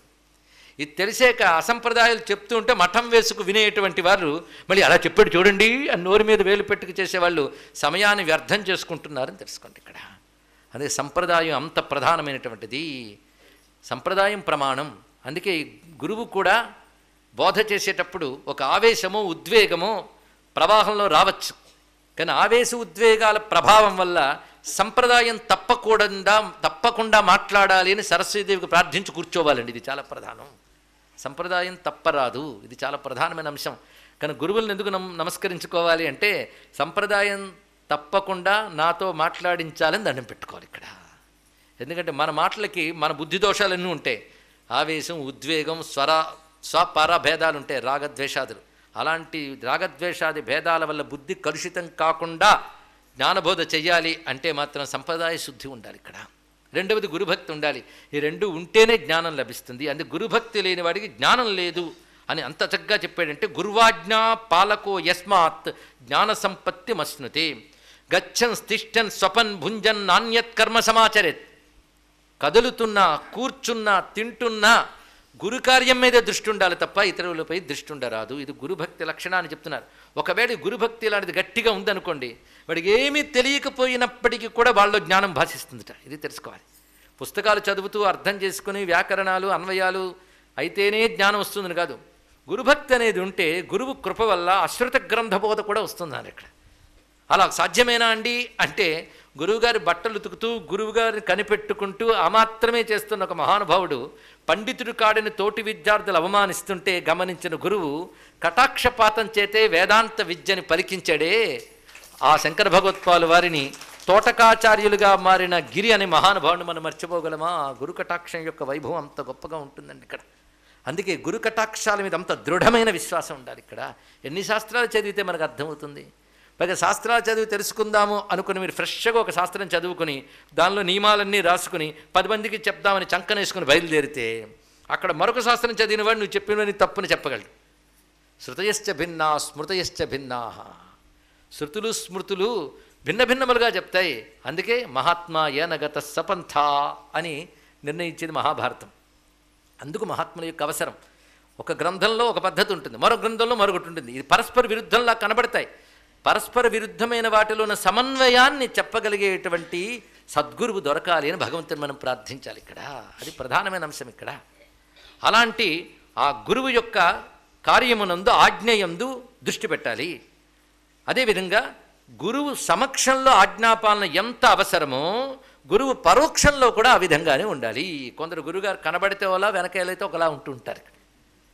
అదేవిధంగా ఇక్కడ గమనించవలసిందంటే గురుభక్తి కూడా వికృతావస్థలు పొందినటువంటి స్థితి ఏర్పడిందండి. ఒకసారి రమణుల వారు భోజనం చేస్తుంటే పైన కిటికీ దగ్గర 10 మంది బరాబరా తిరుగుతున్నట్ట. ఆయన ఏమిటో ఈ తిరుగుడు అర్థం చేసుకుని ఎప్పుడు మౌనంగా తన పని తాను చూసుకుని ఆయన ఆ రోజు కనిపెట్టారు. ఏంటి ఇలా తిరుగుతున్నాను పక్కా అని చెప్పాడు. మీరు తిన్న తర్వాత విస్తరవరి తెద్దామా అని చూస్తున్నారండి అని. వెంటనే ఆయన లేచి తన విస్తర తాను తీసుకున్నాడు. అలా ఒకసారి ఆయన పాదాలను కడిగి పువ్వులు వేసేట ఎవరు వేస్తూ ఉంటే తాను ఒక పువ్వు, అందరూ పువ్వు తీసి కళ్ళకద్దుకుని తీసుకుంటే తాను ఒక పువ్వు తీసుకున్నాడు, కళ్ళకద్దుకుంటున్నాడు. అరే ఆయన పాదాల మీద వేసిన పువ్వు ఆయన తీసుకున్నారంటే ఇది గురువు పాదాలను వాళ్ళు అనుకున్నారు, కానీ నా పాదాలను ఆయన అనుకోలేదు. దేహస్పృహ లేదు ఆ మహానుభావుడికి. తెలుసుకోండి, ఇలాంటి వాళ్ళు అర్థం కావడం కష్టం అని కళ్ళకద్దుకున్నాడు. అంటే గురువు కళ్ళొకటి బయలుదేరి గురువు కాళ్ళు కడిగేసి గురువు పాదాల మీద పడిపోయి తలలు తాకించేసి అదే గురుభక్తి అనుకోరాదు. అలాగని చెయ్యొద్దని నేను చెప్పానని చెప్పద్దు. చాలామంది గురువులకు కోపం వస్తుంది. ఇక్కడ చెప్తున్న ప్రధానమైన అంశం ఏంటంటే గురువు చెప్పిన వాక్య పాలన. ఎన్ని మాలు చెప్పుకోలేదండి కాశీక్షేత్రం వచ్చి ఇంకోటి నిందించద్దని. అది మానేమా? పైగా నేను తప్ప ఎవడు లేడు, నన్ను మించిన వాళ్ళు లేడు, నేనే గొప్పవాడిని అనేవాళ్ళని చూస్తూనే ఉన్నాం. ఎక్కడ ఏమీ పోలే, అందరూ పాపాత్మలే, ఒక్కడనే మంచివాడిని, నేను చెయ్యకపోతే జరుగుతుంది అనేవాళ్ళు ఉన్నారు. ఇవన్నీ దేనివల్ల వస్తున్నాయి అంటే వాక్యపాలన లేకపోవడం వల్ల. విని శభాషణమే కాదు, పాటించాలి ఇక్కడ. పైగా గురువు శిష్యుడిని ఎలా పరీక్ష తిడతాడు, కొడతాడు. అలాగని తిట్టడం కొట్టడం గురువు యొక్క లక్షణం కాదు.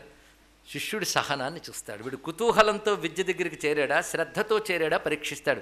కుతూహలానికి శ్రద్ధకి చాలా తేడా ఉన్నది. కుతూహలం అంటే క్యూరియాసిటీ, ఏమిటో చూద్దాం అని. కొంతమంది పంచాక్షరి వినగానే తాదాత్మ్యంతో వచ్చి మా మంత్రం ఇస్తారంటారు. అలాంటప్పుడు గురువు ఏం చేస్తాడంటే చూద్దాంలే అంటాడు, ఇక్కడ తిప్పుతాడు ఏడాది తరపున. అప్పుడు వాడేం చేస్తాడంటే ఇంత తిరగాలే ఏంటి వీడి కోసం, ఈ మాత్రం గురువులు ఎక్కడ దూరం వెళ్ళిపోతాడు. అలా వెళ్ళిపోయే వాళ్ళు దొరికితే గురువుకి చాలా ఆనందం, హాయిగా ప్రశాంతంగా జీవిస్తాడు ఆయన ఇక్కడ. అందుకే దొరికాడు కదా శిష్యుడు జారిపోతాడేమో అని తొందరపడి మంత్రం ఇచ్చకూడదు. ఎంతమంది శిష్యులు తగ్గితే గురువుకి అంత మనశ్శాంతి తెలుసుకోండి ఇక్కడ. అలాంటి ఉత్తమ గురువు చూసుకోవాలి. అందుకే వాడి శిష్యుల దగ్గర ప్రవర్తించే తీరు ఇవన్నీ కూడా ఇందులో ఉన్నవే చెప్తున్నాం, కానీ దయచేసి ఎక్కడి నుంచో చెప్తున్నాను దయచేసి అనుకోవద్దు. ఇక్కడ గురువు ఒక్కొక్కసారి కోపగించుకుని కూడా మాట్లాడతాడు. అప్పుడు నువ్వు మనసా కర్మణా వాచ గురు క్రోధం నకారయత్. ఆ కోపం చూసి నువ్వు మనస్సులో కూడా గురువుపై కోపగించుకోకూడదు. కోపగించుకుంటే అప్పటి వరకు నువ్వు చేసిన తపస్సు దగ్ధమవుతుంది. ఇది చెప్తున్నాడు ఇక్కడ, చాలా ప్రధానమైన. తస్య క్రోధేన దహ్యంతే ఆయు శ్రీ జ్ఞాన సత్క్రియా. గురువు మందలించాడనో గురువు ఎత్తి చూపించాడనో కానీ కోపగించుకుంటే ఆయుష్ సంపద అప్పటి వరకున్న తెలివి నశిస్తాయి. అప్పటి వరకు బడి చేసిన సత్క్రియలు ఫలములు సరికదా వ్యత్యస్తములవుతాయి. తత్క్రోధకారిణో యేస్తు తేషాం యజ్ఞాశ్చ నిష్ఫలాహ. వాడి యజ్ఞములు కూడా నిష్ఫలమవుతాయి. అది గురువు పట్ల ఎట్టి పరిస్థితుల్లో కోపగించుకోరాదు. గురువు మీద అలిగేవాడు, గురువుని కోపగించినవాడు, గురువుపై అవాచ్యములు పలికేవాడు దుర్గతులు పొందుతాడు అని శివపురాణంలో శివుడు చెప్పాడని చెప్పి ఉపమన్యువు కృష్ణ పరమాత్మకి చెప్తున్నటువంటి అంశం ఇక్కడ. పైగా గురువు దగ్గరికి వెళితే పాపం పోతుంది, ఇది బాగా గుర్తుపెట్టుకున్నాడు. ఇది ఎలాంటిదంటే ఘృతకుంభం అగ్ని దగ్గరికి వెళ్ళినప్పుడు అది ప్రయత్నం చేయక్కర్లేదు. అగ్ని సమీపానికి వెళితే ఎలా కరిగిపోతుందో గురు సమీపంలోనే పాపం అలా పోతుంది సుమా. ఇది ఒక మాట చెప్పాడు. ఎన్ని రకాల ఉపమానాలు చెప్తాడో విశేషమైనవి. అదేవిధంగా ఒక కట్టె యథా ప్రజ్వాలితో వన్ని శుష్కమార్ద్రంచ నిర్దహెత్. నెయ్యి తడిపిన కట్టె కానీ ఎండిపోయిన కట్టె కానీ అగ్నిలో పడితే నేను తగలబడాలి అని సంకల్పం చేయక్కర్లేదు, ఉపాసన చేయక్కర్లేదు, పడితే చాలు తగలడుతుంది. గురువు సమీపంలో చేరితే చాలు పాపములు దహనమవుతాయి. గురు యొక్క సన్నిధి అంత గొప్పది సుమా. గురోర్విరుద్ధం యద్వాక్యం నవదే జాతు చిన్నరహ. గురువుకి విరుద్ధముగా ఒక్క మాట కూడా పలకరాదు, పరోక్షంలో కానీ సమక్షంలో కానీ. వదేద్యది ఒకవేళ పలికితే మహామోహాత్ రౌరవం నరకం వ్రజేత్. మనసా కర్మణా వాచా గురుముద్దిశ్య యత్నతః శ్రేయోర్థిచన్ నరో ధీమాన్ నమిథ్యాచారమాచరేత్. నిష్కపటత్వం అనేది గురువు దగ్గర ఉండాలి. మిథ్యాచరణం అంటే కపటం. కపటం అనేది గురువు దగ్గర కూడదు. గురోర్హితం ప్రియం కుర్యాత్ ఆదిష్టోవా నవా సదా. గురువు చెప్పినా చెప్పకపోయినా గురువును కనిపెట్టుకుని గురువుకు ప్రియమైనది హితమైనది చేయగలిగేవాడు ఉత్తమ శిష్యుడు అని కూడా వివరాన్ని చెప్తూ, ఇంకా గురువు వద్ద ఈ విషయములు చెప్పడానికి కారణం ఏంటంటే మంత్రం ఫలించాలంటే గురుభక్తి చాలా గొప్పది కనుక. ఎందుకంటే చేసేటప్పుడు తెలుసో తెలియకో మన లోపాలు ఉండవచ్చు, కానీ గురుభక్తి ఆ లోపాలన్నీ తొలగించి పూర్ణత్వాన్ని ఇస్తుంది. అందుకు గురుభక్తి యొక్క వైశిష్ట్యం చెప్పడం. ఇది వ్యక్తి పూజ కాదు. గురువు అంటే శివుడే. గురువుని పూజిస్తున్నామంటే శివుణ్ణి పూజిస్తున్నామని. అందుకే ప్రతివాడు ప్రాతకాలం మొదలుకుని శివాది శ్రీ గురుభ్యో నమః అనుకోవాలని చెప్పి శాస్త్రం చెప్తాను. శివ ఆది శ్రీ గురుభ్యో నమః. శివుడు మొదలుకొని నీకు విద్యనిచ్చేవాడుకు ఉన్న వాళ్ళందరికీ శివస్వరూపులుగా నమస్కరించాలి. ఆ శివతేజస్య విద్యనిస్తున్నది.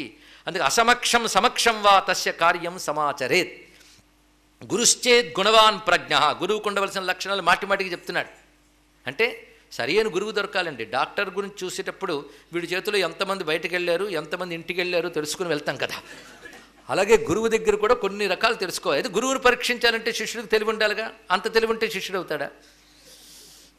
తెలివి కోసం గురువు దగ్గరికి వెళ్ళినవాడు గురువుని ఎలా పరీక్షిస్తాడయ్యా అంటే కొంతమేరకు స్టడీ చేయాలన్నాడు.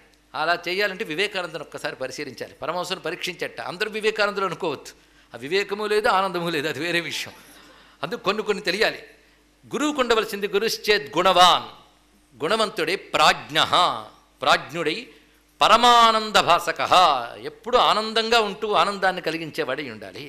తత్వవిత్ అంటే తత్వవేత్త అయి ఉండాలి. గురువుకు ఉండవలసిన లక్షణం ఇది. కేవలం మంత్రోపదిష్ట మాత్రమే కాకుండా తత్వవేత్త అయి ఉండాలి.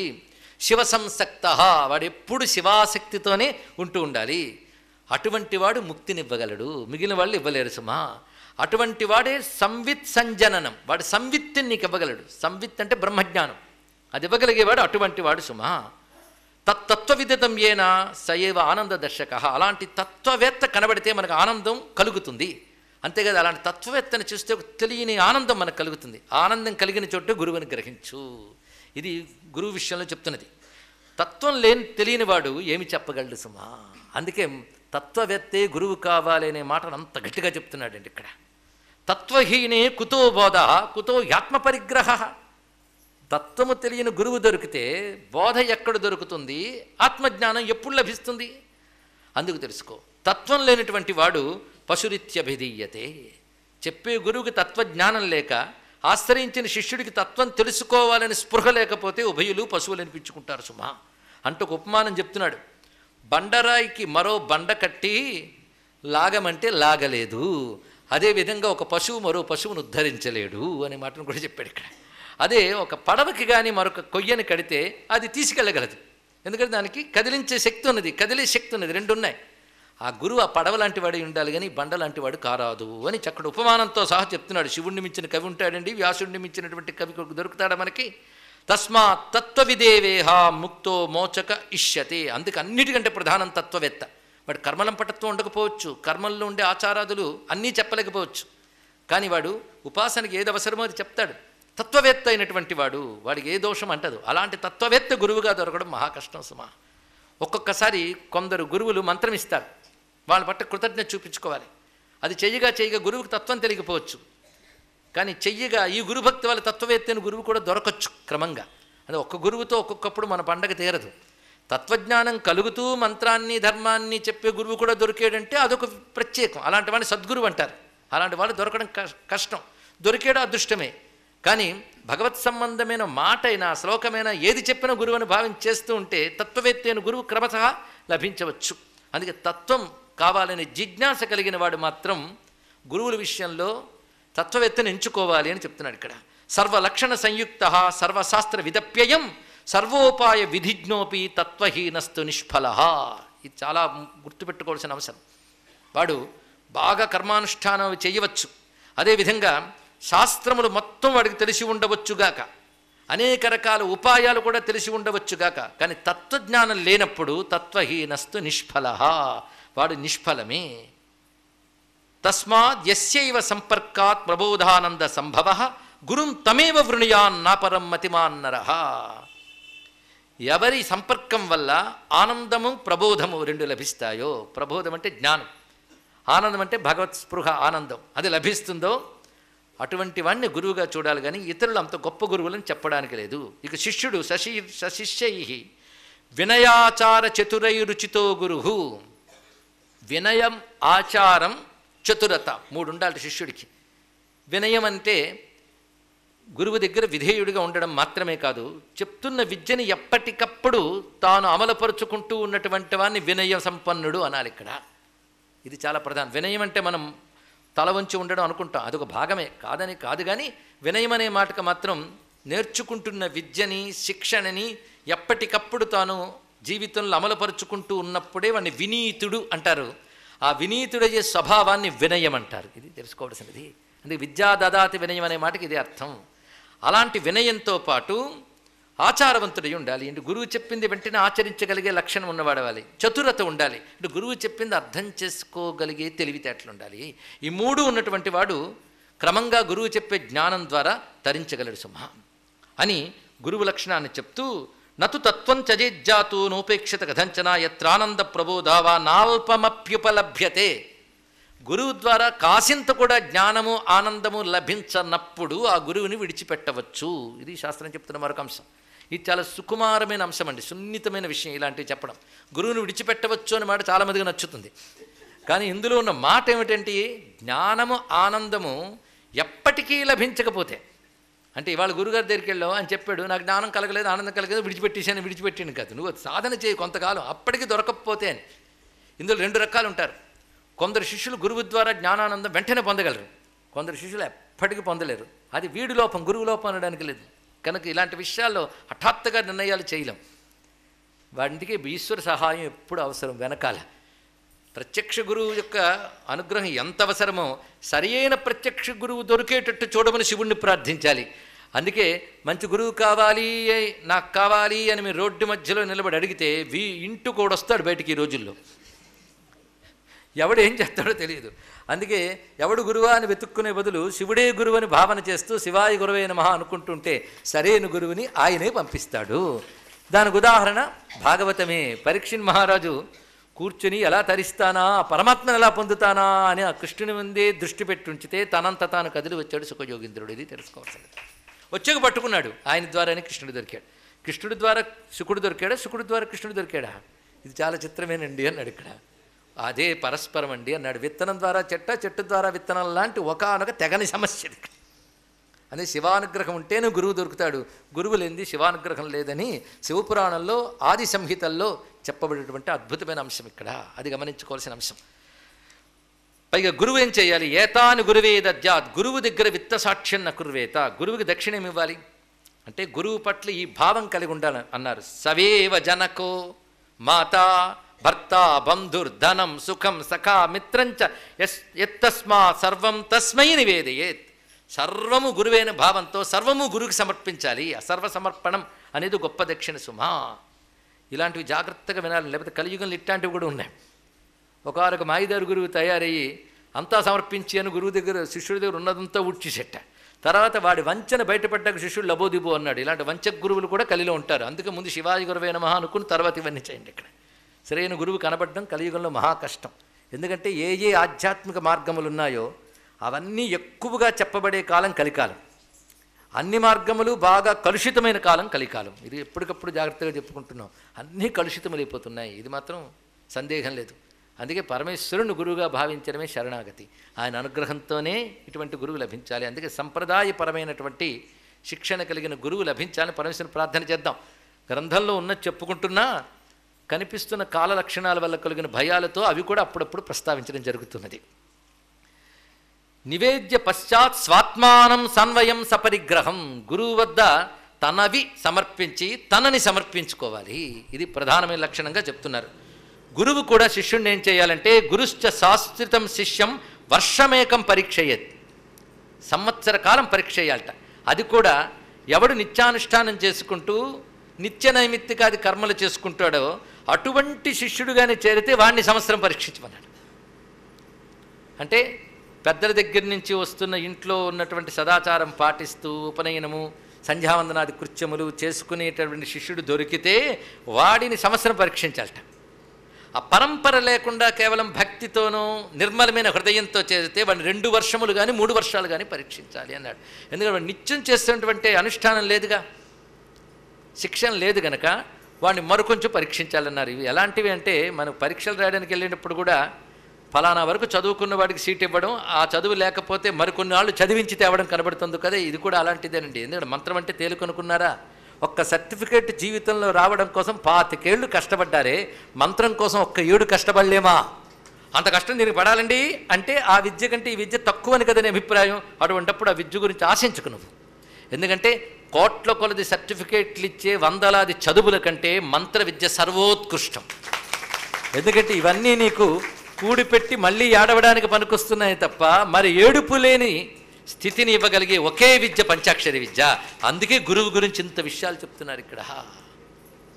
అది విషయం. అరే ఫలానా యూనివర్సిటీలు దొరికిందా అయితే మంచి చదివే, దానికోసం ముందు ఎంత చదువుతావు, ఎంత తాపత్రయపడతావు, ఇవన్నీ ఉన్నాయా లేవా? అలాగే ఈ విద్యకు కూడా అంత తాపత్రయపడాలి. అంత తాపత్రయం అక్కర్లేదండి అంటే వాటికంటే తక్కువ భావం ఉందిగా, అది కూడదు. ఇంత గొప్ప విద్య. ఎందుకంటే ఈ మధ్య వైద్య రంగంలో ప్రపంచ స్థాయి కలిగిన ఒక మహాత్ముడు ఆయన కనబడి ఒక మాట అన్నాడు. బ్రతుకంతా ఈ విద్యలతో అర్థం చేసుకున్నామండి, అసలైంది బ్రహ్మ విద్య కదా అన్నాడు ఆయన. ఆశ్చర్యపోయాం. ఇదేమిట్రా బాబు నీకు ఎలా తెలిసింది, ఈ విద్యలు వ్యర్థమని ఎలా తెలిసిందని చదివేం కనుక అన్నాడు. ఇక్కడ ఆ మాట పిల్లాడు అన్నాడండి. ఈ చదువులు కాదు నాన్న, ఇంకా గొప్ప చదువు ఉంది అన్నాడు. ఇవి ఎలా చెప్పగలిగామంటే ఇన్నాళ్ళు గురువుల దగ్గర శ్రద్ధగా చదివేన కనుక తెలిసిపోయింది. తానన్నయ్యు రూపించిన మిచ్చలని నిరూఢమనీషన్. చక్కగా చదివాడు ఆయన. అంతేగాని గురువుల్ని ఏమనలేదు. ఏ పగది వారు చెప్పిన ఆ పగది చదువు గాని అట్టిట్టని ఆక్షేపింపడు. ఏమీ వాళ్ళు అనట్లేదురా. పైగా చెప్తున్న ప్రతి చదువు స్టడీ చేశాడు. చదవకుండా ఇది పనికిమాలని అనకూడదుగా, అందుకు అన్నీ చదివాడు. చదివేకి తెలియ ఏంటని ఇది పనికిమాలని. తానన్నీయు నిరూపించిన మిచ్చలని. మరేమిట్రా గొప్ప విద్య? చదువులలో మర్మమెల్ల చదివితి తండ్రి. ఆ చదువులలో మర్మం ఏమిటయ్యా అంటే అధ్యాత్మ విద్యా విద్యాయాం. అది గొప్ప విద్య. ఆ విద్య ఏదో ఆ విద్య బోధించేటప్పుడు గురువుకి ఇన్ని లక్షణాలు ఉండాలి. అంత ఉత్కృష్టమైన విద్య కదా, అది చాలా అంశం. ఎందుకంటే భౌతిక విద్యలకి భౌతికమైన ప్రమాణం ఒకటి కనబడుతుంది. ఒక గొప్ప ఇంజనీరింగ్ చెప్పారంటే కట్టిన ఒక డ్యామ్ చూపించవచ్చు, కానీ ఈ విద్యకి ఇంద్రియతో తెలియబడది ప్రమాణములు. అందుకే వీటికి సంప్రదాయము అనుష్ఠానము ఇన్ని దీనికి చెప్పబడతాయి. ఇది ప్రధానమైన అంశం ఇక్కడ. అటువంటి ఆ గురువు పరీక్షిస్తూ శిష్యుడు కూడా అహింసక దయావంతో నిత్యముద్యుక్త చేతసః, వాడు హింసాబుద్ధి ఉండకూడదు, దయ కలిగి ఉండాలి. నిత్యముద్యుక్త చేతసః, ఉద్యుక్త చేతసః అంటే బద్ధకం లేనివాడై చెప్పింది వెంటనే చెయ్యాలని ప్రయత్నశీలుడై ఉండాలి. ఇక్కడ ఉద్యమం అనే మాటకి ప్రయత్నం అని అర్థం. అమానినో బుద్ధిమంతః, గర్వం లేనివాడై బుద్ధిమంతుడై. త్యక్త స్పర్ధాః, ఇది చాలా ప్రధానమైన అంశం. శిష్యుల మధ్య స్పర్ధ కూడదు.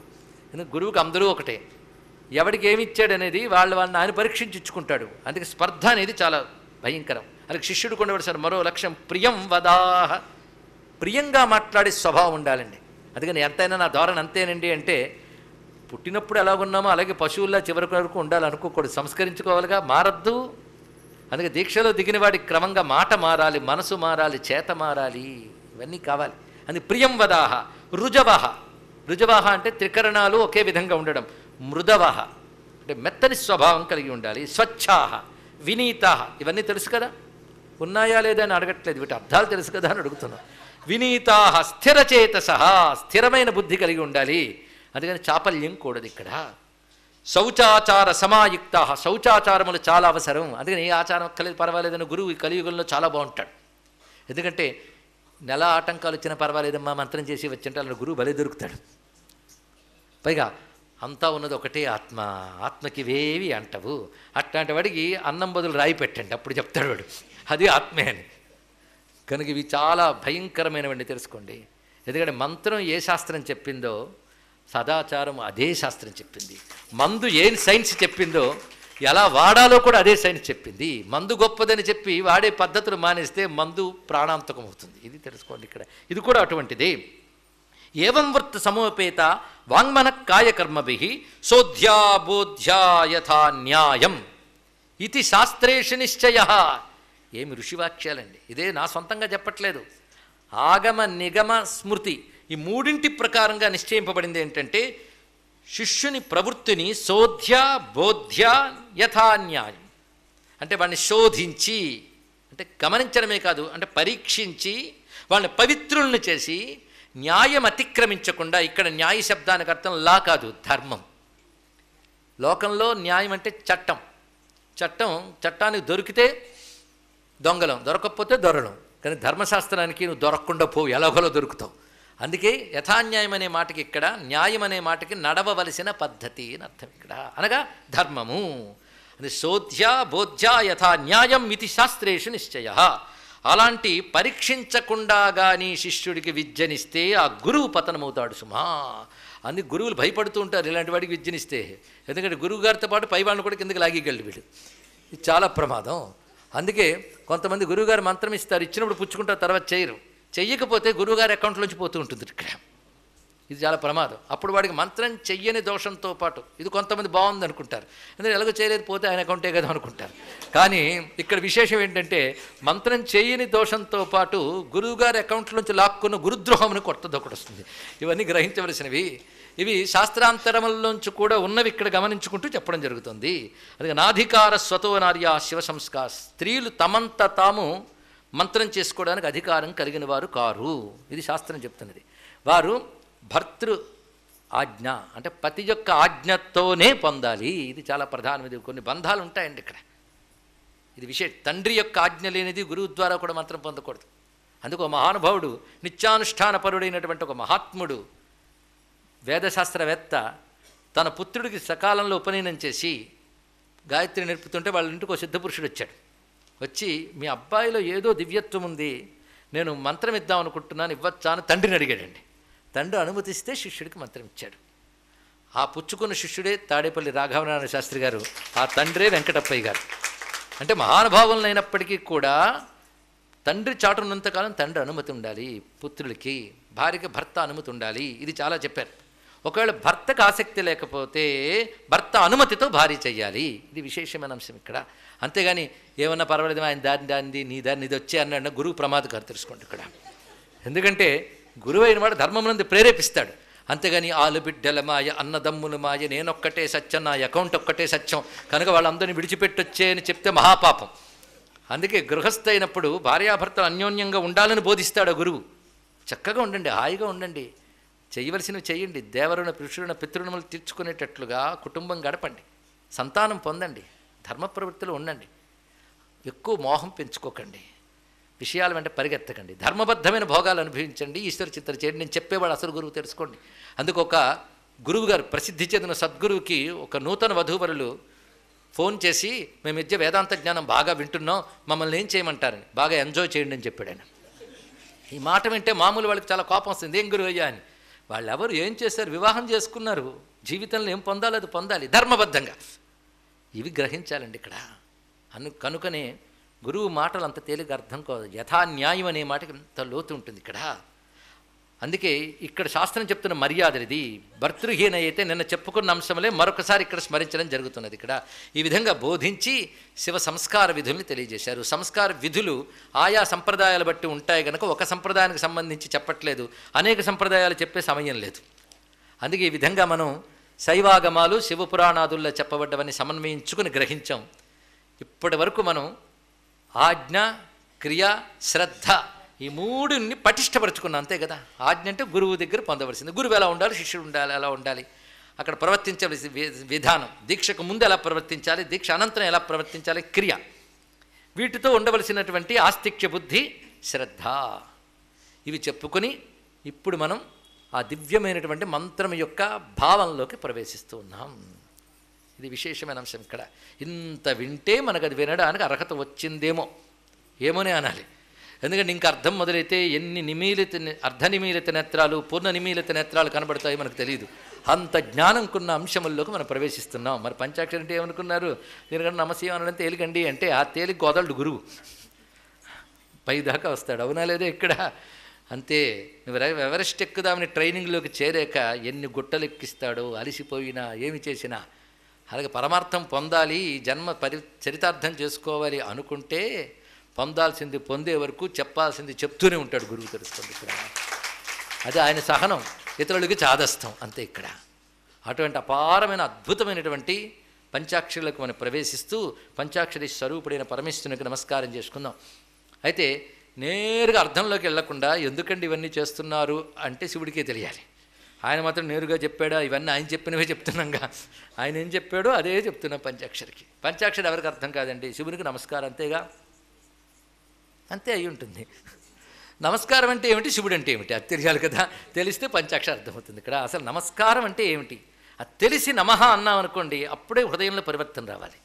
నమశివాయ చాలా గొప్ప మంత్రం అంటే హై పవర్ట అనేయడం కాదు. హై పవర్ట అంటే ఏమిటి, అందులో హై పవరు తెలియద్దు. ఇక్కడ ఆ మంత్రం అంటే ఏమిటో తెలియాలి.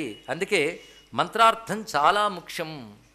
ఈ మాట అనేక శాస్త్రములు చెప్పారు. ఇక్కడ మంత్ర అర్థం తెలిసి చేస్తే ఉపనిషత్తే చెప్తుంది వీర్యవత్తరం భవతి, వీర్యవత్తరం భవతి. మంత్రానికి బలం లేదని కాదు, కానీ అర్థం తెలుసుకు చేస్తే బలం ఇంకా గొప్పగా లభిస్తుంది. ఎప్పుడైనా ఇంత అద్భుతమైన మంత్రం పెట్టుకున్నప్పుడు దాని ప్రయోజనం పొందాలి అంటే ఆయనే చెప్తున్నాడు కదా. నిన్న మనం చెప్పిన దాంట్లో వాచిక ఉపాంశ తర్వాత మానసం అన్నప్పుడు శబ్దార్థ చింతనం ధియా అన్న మాట చెప్పాడు కదా. నీ బుద్ధితో శబ్దము యొక్క అర్థాన్ని చింతన చేయన్నాడు. లేదంటే అనేక అర్థాలు ఉంటే అనేక అర్థాలు చింతన చేయి. పైగా నీ అర్థం బట్టి అర్థం మారుతుంది.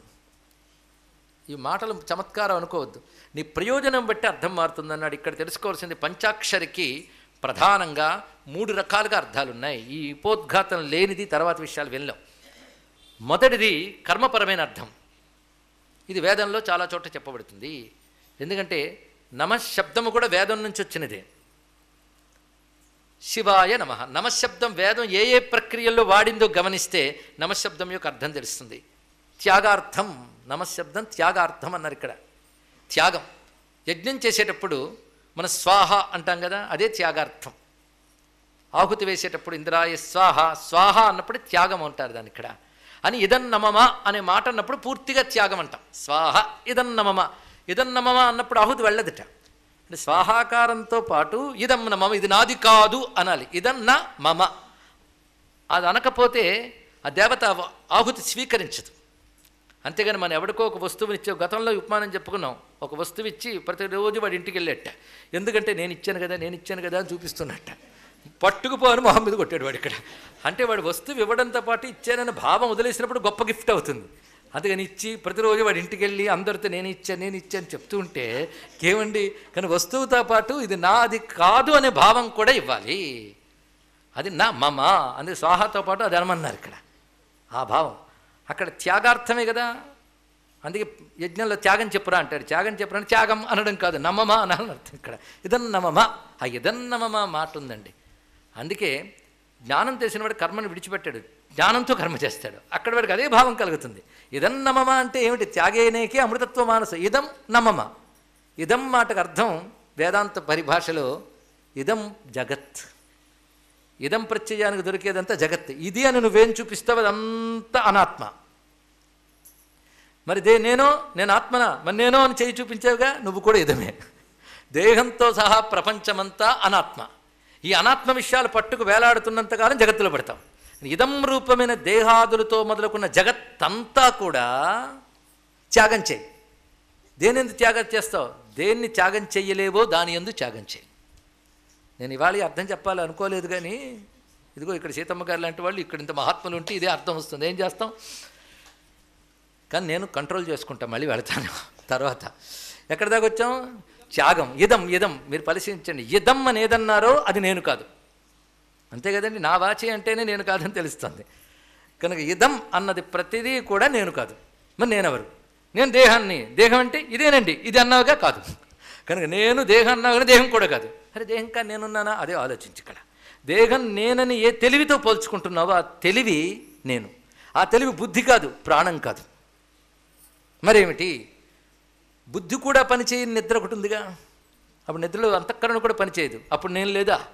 లేకపోతే మళ్ళీ లేవో పొద్దున్న. ఆ నేను అనేది ఉంది. ఆ నేను కేవలం చైతన్యానికి సంబంధించింది తప్ప దేహానికి, బుద్ధికి, ఇంద్రియాలకు సంబంధించింది కాదు. మరి నేను ఎవరు? తచ్చైతన్యమేవా. అది తెలియాలంటే ముందేమిటి? నేను కాని దేహాన్ని పట్టుకుని వదిలే అంటే నా వల్ల అవుతుందయ్యా. అరే పాత్రలో ఒక వస్తువు ఉంటే మరో వస్తువు పోయలేవే. ఇదమైన ప్రపంచం మనస్సులో ఉన్నప్పుడు పరమాత్మని ఎలా దర్శించగలవయ్యా? కనుక దీన్ని వదులు, అది పట్టుకో. ఇది వదలడం కష్టం, దొరకడం మరీ కష్టం. కనుక ఇదం అనేది ఏదో అది వాస్తవానికి నాది కాదు, నేను కాదు అనే భావం తెలుసుకుంటే ఇదం నా మమ అవుతుంది ఇక్కడ. మరి ఇదే ఎవరిది? శివాయ. ఆ భావం అనేది నమశబ్దం త్యాగవాచకం. ఇదం ప్రత్యయ రూపమైనటువంటి అనాత్మ విషయములన్నీ స్వాత్మస్వరూపుడిని శివుని ఎందు ప్రవిలీనం చేయన్నాడు, లీనం చేయి అన్నాడు ఇక్కడ. ఆయన్ని వదల్లో, శివుణ్ణి ఎవడు వదలలేడండి. నేను కాశీ వదిలేశాను కదండి, శివుడిని వదిలి కాశీ వదిలే, శివుడిని వదలలేవు. శివుడిని వదిలితే శవం అవుతావు, తెలుసుకో. ఇక్కడ శవానికి కదిలే శక్తి ఇచ్చిందే శివుడు, అది గమనించవలసింది. శివుడిని వదిలి బతికేస్తున్నా నిజమే, అంటే శివుడున్నాడని స్పృహ లేకుండా బతుకుతున్నాం ఇక్కడ. ఆ స్పృహ ఎవడున్నాడో వాడిని ఉన్నాడనుకోవడమే ఆస్తికత, లేనిదుందనుకోవడమే నాస్తికత. కనుక కనిపించే ప్రపంచం ఉందనుకునే నాస్తికులే. ఎందుకు లేని ప్రపంచం ఉందనుకుంటున్నాడు. అని ప్రపంచం ఏ చైతన్యం వల్ల భాషిస్తోందో ఆ చైతన్యం మాత్రమే ఉందని తెలుసుకునేవాడే ఆస్తికుడు. అది మాత్రమే అస్థి. అది ఎప్పుడు అస్థి? ఎప్పుడూ అస్థి. అదొక్కటే, మిగిలిందంతా అస్థి కాదు, నాస్తే. ఈ అస్థి ఉంటేనే అది ఉంది. నేను అనేది ఉంటేనే కాశీ ఉంది, హైదరాబాద్ ఉంది, ప్రపంచం ఉంది. నేను అనేది లేకపోతే ఏదీ లేదు. ముందు తాకలిగితే 3 లోకములు అన్న అన్నమయ్య మాట లోతు అర్థం చేసుకోవాలి ఇక్కడ. అది తెలియాలంటే ఎప్పుడు ఉండేవాడు కూడా ఉన్నాడు. వాడి పేరే సేతే ఇతి శివ. శివ అంటూ ఉండిపోయేవాడు, ఎప్పుడు ఉండేవాడు ఆయన. మరి ప్రపంచము ఆయన యందే ఉండిపోతుంది. ఎవడి యందు ప్రపంచముందో వాణ్ణి చూడు కానీ ఆయన యందున్న ప్రపంచాన్ని చూడకు అన్నాడు ఇక్కడ. ఎందుకంటే ఇది మిథ్య. కానీ ఇదం అనబడే జగత్తు తెలియాలంటే ఆ ఇదం అనే అహం ఇదం మమ అనే భావాన్ని విడిచిపెట్టి దానికి అధిష్టానమై ఉన్న చైతన్యమును దృష్టి పెట్టు. తచ్చైతన్యమే శివ. ఇది కొంతమేరకు అందించాం. అది త్యాగార్థం. అదే నమః అనే మాటలో ఉంది. యజ్ఞములో క్రియారూపంగా ఇచ్చే స్వాహ, స్వధ, వషట్, వౌషట్ శబ్దములు అటువంటి ఆహుతులు మొదలైనవి ఇవ్వకుండానే చెప్పే శబ్దం నమః. నమశబ్దం ఎంత గొప్పది ఇక్కడ. కర్మపరంగా ద్రవ్యములు దేవతలకు సమర్పించేటప్పుడు నమస్కారం కొన్ని సందర్భాల్లో వాడతారు. ఆ సందర్భం వ్యాఖ్యానంలో మనం చెప్పుకుందాం. ఇంకా ఇవాళ నేను వ్యాఖ్యానం ఇవ్వట్లేదు, తగిలిస్తున్నామంతే. ఎందుకంటే వ్యాఖ్యానం అర్థం కావాలంటే శివుడు రావాలి. ఒక్క మొహంతో కూడా 5 మొహాలతో కనబడితే కానీ మన బుద్ధి వికసించదు. వాడు వస్తున్నాడు ఇప్పుడు. వాడు వచ్చే ముందు కాస్త మనం, ఆయన వచ్చే వరకు కాస్త మనం సిద్ధమవుతా. ఆయన ఎప్పుడు వస్తాడు నాకేం తెలుసు, నా చేతిలో ఉందా, ఇంకా కొంచెం తయారవుతున్నాడేమో, వాళ్ళు ఆవిడ పంపించాలి, ఇన్ని ఉంటాయి, నువ్వంత లేట్ చేస్తే నువ్వు కూడా నాతో పాటు రా అంటాడు ఆయన. ఇద్దరు కలిసి వస్తారేమో, చూద్దాం మనం. అందుకే ఎన్ని అర్థాలు ఉన్నాయండి. కర్మార్థం ఒకటి, అది చెప్పడం కోసం చెప్తారు. కర్మార్థం, రెండవది ఉపాసనార్థం, మూడవది ఉపనిషదర్థం. మూడు ఉంటాయి.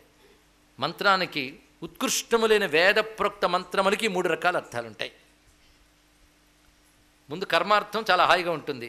నేను శివుని కోసం నమస్కారం చేస్తున్నాను, శివునికై నమస్కారం చేస్తున్నాను. శివం అంటే ఆనందం, శుభం, ఇది అర్థం. కానీ నమస్కారం దేనికోసం అండి? శుభం కోసం. శివాయ అంటే శివమునకై, శుభమునకై నమస్కారం. ఇది 10 మార్లను. శుభం కోసం నమస్కారం, శుభాని కోసం నమస్కారం. శివుడికి కాదుట, శివం కోసం నమస్కారం అంతే. ఎవడికి అక్కర్లేదండి శివం. శివం అంటే 2 అర్థాలు, శుభం, ఆనందం. ఎవడికి అక్కర్లేదు, లేచి నిలబడండి ఒక్కసారి. అందరికి కావాలి, కానీ శివుడికి ఎవరికి అక్కర్లేదు. శివుడు హిందువులు దేవుడు, నీ మొహం. శివశబ్దానికి ఆనందం అని అర్థమైనప్పుడు హిందువులకే ఆనందమా? శిఖామణి, శివ అనే శబ్దం ఆనందం అందరికీ కావాలి. నువ్వు మూర్ఖుడివే, ఇది మతం కాదు అనుకుంటున్నావు. ఇది తెలుసుకోవాల్సింది.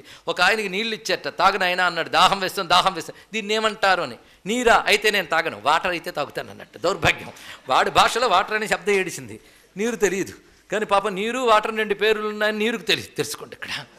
కానీ శివం అంటే ఆనందం, అది శుభం, అంతే కదా. సత్యజ్ఞానానందమే శివం. కానీ ఎవరికోసం రా నీ ఇంత త్యాగం చేస్తావు? ఇన్ని త్యాగం చేసేస్తున్నావా? దేనికోసం? ఆనందం కోసం. చూసారా?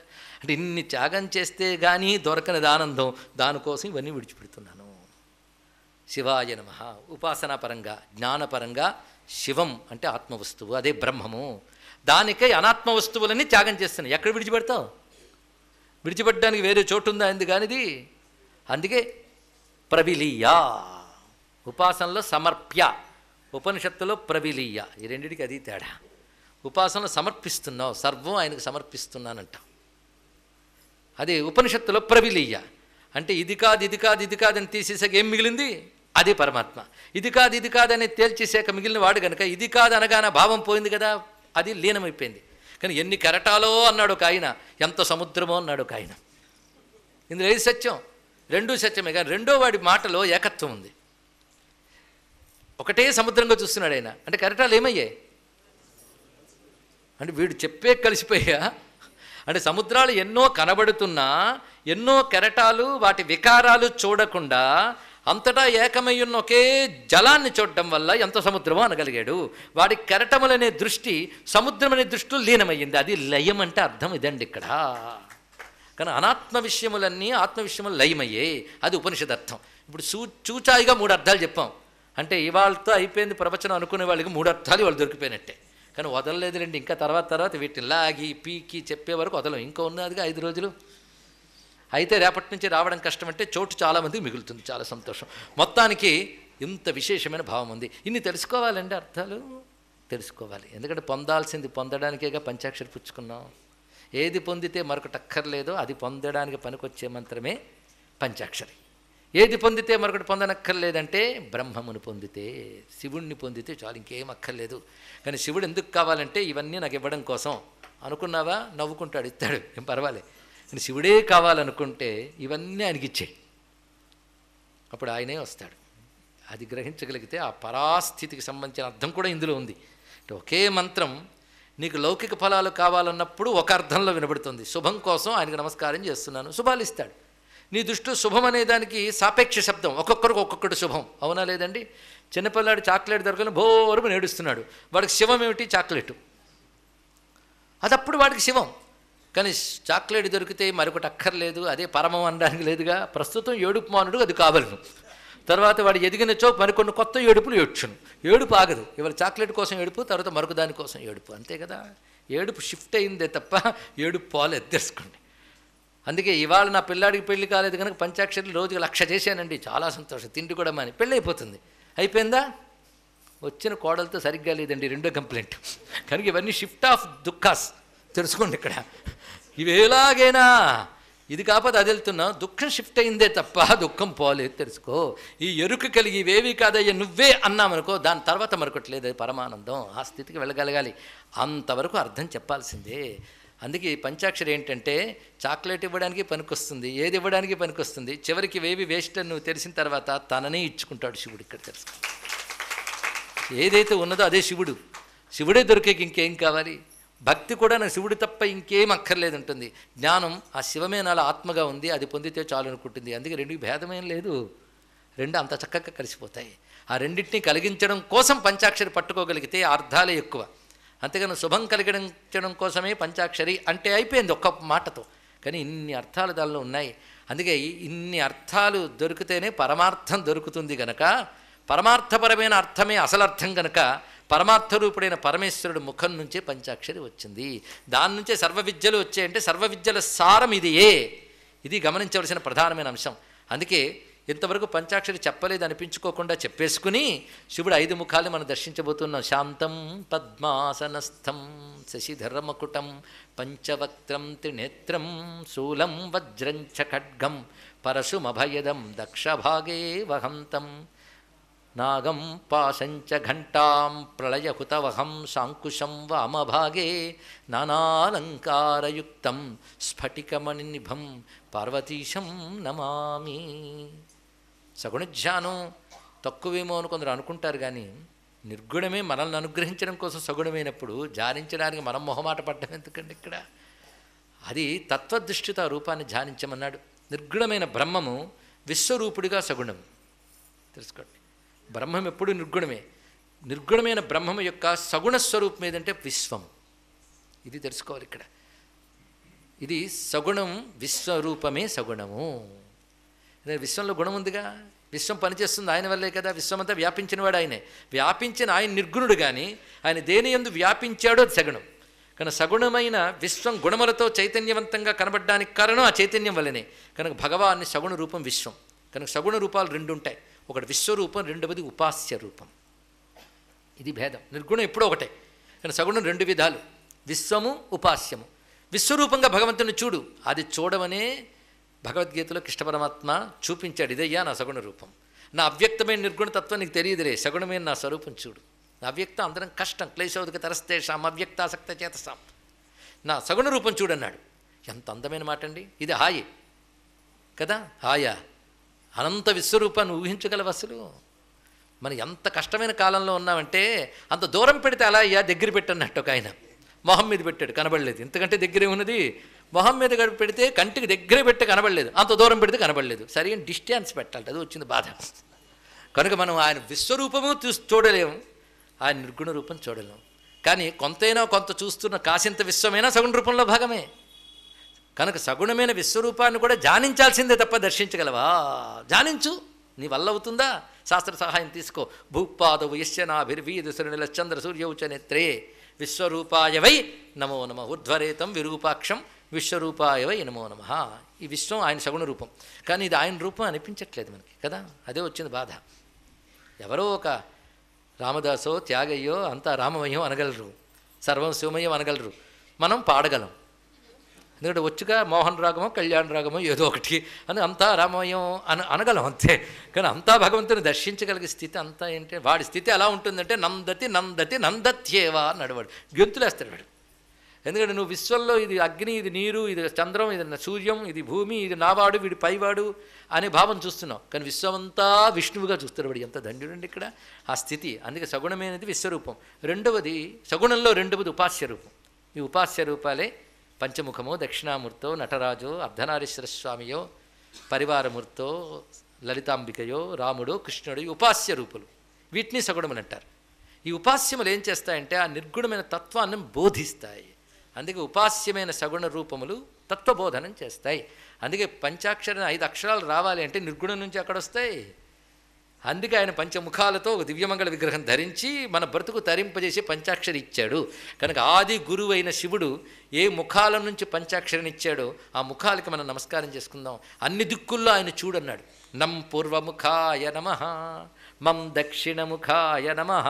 ఒక్కొక్క ముఖానికి నమస్కారం చేసుకుంటూ వెళదాం. మొట్టమొదటి కనబడుతున్నది ఆ పూర్వముఖానికి నమస్కారం. ఆ పూర్వముఖం ఏమిటయ్యా అంటే తత్పురుష, తత్పురుష ముఖం. వీళ్ళని పంచబ్రహ్మలు అంటారు. ఎందుకంటే పంచబ్రహ్మోపనిషత్తు అని అథర్వవేదంలో ఒక ఉపనిషత్తు ఉంది. అలాగే వేదములందు పంచబ్రహ్మమంత్రములు ఉన్నాయి. ఈ పంచబ్రహ్మ మంత్రాలతో ఉపనిషత్తు ప్రారంభమవుతుంది. అంటే ఆ ఉపనిషత్తులో మొదటి భాగం పంచబ్రహ్మ మంత్రములు. దాని తర్వాత పంచబ్రహ్మల్ని ఎలా అర్థం చేసుకోవాలో ఉపనిషత్తు వివరిస్తుంది. వివరించి ఆ పంచబ్రహ్మ రూపుడైన శివుడు నీలో ఆత్మయే అని నిర్ధారణతో ముగిస్తుంది. ఇది పంచబ్రహ్మోపనిషత్తు. ఆ పంచబ్రహ్మోపనిషత్తు ఎందుకు తెలుసుకోవాలి అంటే పంచాక్షరి తత్వమునికి తెలుసుకోవలెను అని ఆ ఉపనిషత్ చివరి వాక్యం. అందుకే పంచాక్షరి తత్వంలో మనం దీన్ని ప్రస్తావన చేసుకోవడం జరుగుతోంది తప్ప ఇది విషయాంతరం కాదు. ఇది పెద్దలు గమనించ ప్రార్థన. ఇది భక్తులైతే ఆ స్వదన ధ్యానంతో ధన్యులమైపోతాం. అందుకే మహన్యాసంలో పంచబ్రహ్మ మంత్ర న్యాసం కూడా ఉన్నది. మొట్టమొదటి చేసుకోండి. ఇది ఎన్ని మార్లు చేస్తారు. కరన్యాసం చేసేటప్పుడు కూడా పంచబ్రహ్మ మంత్రాలతోనే కరన్యాసం చేసుకుంటాం. అలాగే దిక్కులకి నమస్కారం చేసేటప్పుడు కూడా పంచబ్రహ్మ మంత్రాలతోనే చేస్తారు. పలు తాబుల్లో ఇది మనకు కనబడుతుంది. అంతేకాదు అగస్త్యులు వారు కాశీక్షేత్రం నుంచి వెళ్ళిపోయేటప్పుడు ఎంత దుఃఖించాడో వర్ణిస్తారు. అది ఎవరికి తెలుస్తుందంటే కాశీ మీద ప్రేమ ఉన్న వాడికి తెలుస్తుందండి. మిగిలిన వాళ్ళకి ఇది పొల్యూటెడ్ రివర్, పొల్యూటెడ్ సిటీ అని ఆ పై చదువులు చదివి మకిలి పట్టిన మనస్సులో మాట్లాడతాయి. కానీ వాటి యొక్క శుద్ధతని శాస్త్రం ప్రకంగా తెలిసిన వాడికి ఈ క్షేత్రం పవిత్రత తెలుస్తుంది. వాడు వదలలేడు. ఎందుకంటే కొద్ది కాలం క్రితం జరిగిన చిన్న సంఘటన చెప్పాలి. ఇది నేను ఇండియన్ ఎక్స్ప్రెస్లో సుమారు 15 ఏళ్ల క్రితం చదివినటువంటి న్యూస్. అది కూడా నేను కాశీకి వచ్చినప్పుడు ఇక్కడ లోకల్ ఎడిషన్లో ఇండియన్ ఎక్స్ప్రెస్లో పడినటువంటి న్యూస్ నేను చెప్తున్నాను. అది అసీఘాట్ దగ్గర జర్మనీ దేశానికి సంబంధించిన ఒక వనిత నివసించేది. ఇప్పటికీ ఉన్నారేమో నాకు తెలియదు. ఆవిడ ఇలాంటి ఒక ఉత్తరీయాన్ని వస్త్రంలా చుట్టుకుని వెళుతూ ఉన్నారు. పరమ రామభక్తురాలు ఆవిడ. అయోధ్య వెళ్ళి రామచంద్రమూర్తి భక్తురాలై కాశీలో తులసీదాస్ సిద్ధి పొందిన చోటు ఉందండి. వీలైతే దర్శించండి. మహాత్ముల సమాధుల దగ్గర దివ్యశక్తులు ఉంటాయి. తులసీదాస్ అంటే మహాయోగి దొరకడం మహా కష్టం. అలాంటి మహాత్ములు నడయాడిన పవిత్ర భూమి ఇది. ఆయన ఇక్కడే సిద్ధి పొందాడు. అసీఘాట్లో ఉంది. ఆయన సమాధి చూడాలని వచ్చి ఆవిడ ఒకటే నిర్ణయించుకుంది, కాశీలో ఉంటాను. జర్మనీ భాషలో రామచరిత మానసాన్ని అనువదించింది ఆ తల్లి. ఆవిడ తన హిస్టరీని చెప్తూ బాబ్రీ మసీదు కూల్చివేసినప్పుడు మానవ హక్కులు దెబ్బతిన్నాయన ప్రపంచమంతా గోల పెట్టేసింది. ఇప్పుడు కూడా మన కాశ్మీరం మనం కాపాడుకునేటప్పుడు మానవ హక్కులు దెబ్బతిన్నాయన గోల పెడుతున్న పాపాత్ములు మన దేశంలో ఉన్నారన్న విషయం మీకు తెలుసు. ఆ పాపాత్ముల్ని పరిమార్చమని కాలభైరవుని ప్రార్థించడం మన యొక్క కర్తవ్యం.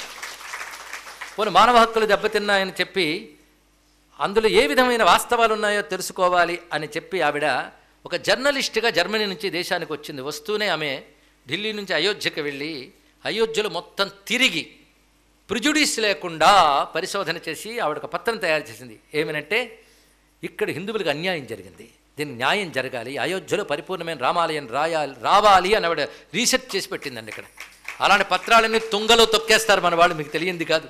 అక్కడ ఉన్నది రామమందిరమే అని భూగర్భ శాస్త్రవేత్తలు పురావస్తు శాస్త్రవేత్తలు చెప్పినా కూడా తుంగలో తొక్కగలిగిన పాపపుట అధికారాలు ఈ దేశంలో ఉన్నాయి. ఏమైతే నాకేం పోయింది, నా గంగలో నేను స్నానం చేశానా లేదా, స్నానం చేసినప్పుడు ఉమ్మేశానా లేదా అని పొచ్చేసి భక్తులకు వేపారు హిందువుల్లో. మరేం చేస్తాం? నా పుణ్యం నాకు వస్తే చాలు, మా వాళ్ళు అమెరికాలో చదువుతున్నారు కనుక మాకేం పర్వాలేదు అని తిరిగే వాళ్ళకి దేశభక్తి లేదు, దైవభక్తి లేదు. వాడికి ఏది ఏమైపోయినా పర్వాలేదు. వాళ్ళ గురించి నేను చెప్పట్లేదని, వాళ్ళు కోపగించుకున్నా నాకేం పర్వాలేదు. పరిస్థితి అలా కనబడుతుంది.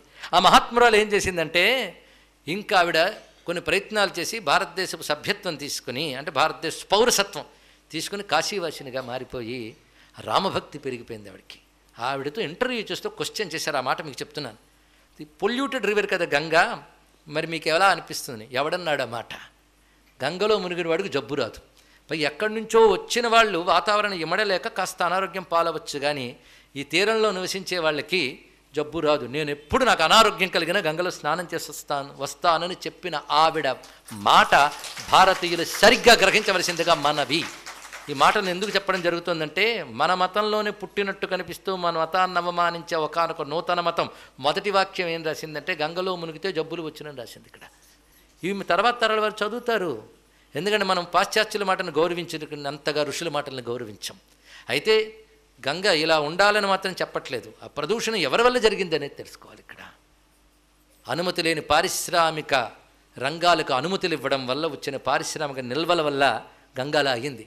ఇన్నాళ్ళకో మహానుభావుడు స్వచ్ఛ భారతం మాటైనా అన్నాడండి. జరిగిందా లేదో పక్కన మాట విని 70 ఏళ్ళు అయిపోయింది మనకి. గంగని నిర్మలం చేయడానికి ప్రయత్నాలు జరుగుతున్నాయి. మన వంతు సహకారం జరగాలి. ఎందుకంటే పొద్దున్న స్నానానికి వెళితే కడుపు మండిపోయి వచ్చిన బాధ ప్రవచనంలో వెళ్ళగొక్కుంటున్నాం. ఇంతమంది ఉన్నారు కనుక చెప్తున్నాను. గంగలో దిగి ఉమ్ముతారా? మన బృందాల్లోనే యాత్రికులే రాకపోతే కాశీ చాలా బాగుండేది.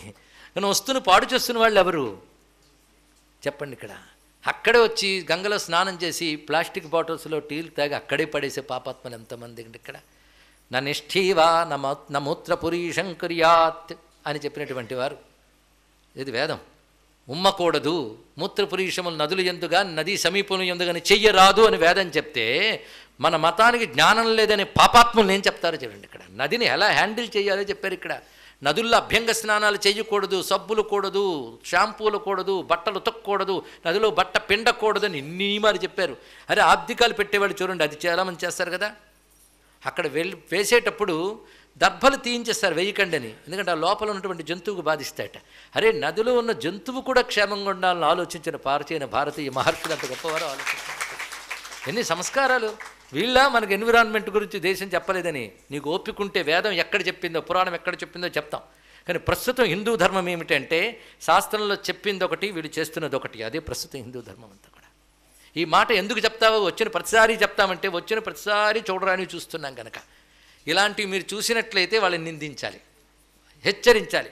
హెచ్చరిస్తే వింటారా? విన్నా వినకపోయినా నువ్వు చెప్తే విశ్వనాథుడు సంతోషిస్తాడు, గంగ గురించి పట్టించుకుంటాడని.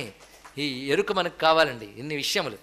అందుకే ఈ పవిత్రమైనటువంటి ఈ భవ్యమైనటువంటి వారణాసిలో మనం ఈ దివ్యతత్వాన్ని మనం చెప్పుకుంటున్నాం. ఆ పరమేశ్వరుడు పంచక్రోశాత్మకమైన క్షేత్రంలో పంచాక్షరీ ప్రభు అయిన ఆ పరమేశ్వరుడు వెలుగొందుతూ ఉన్నాడు ఇక్కడ.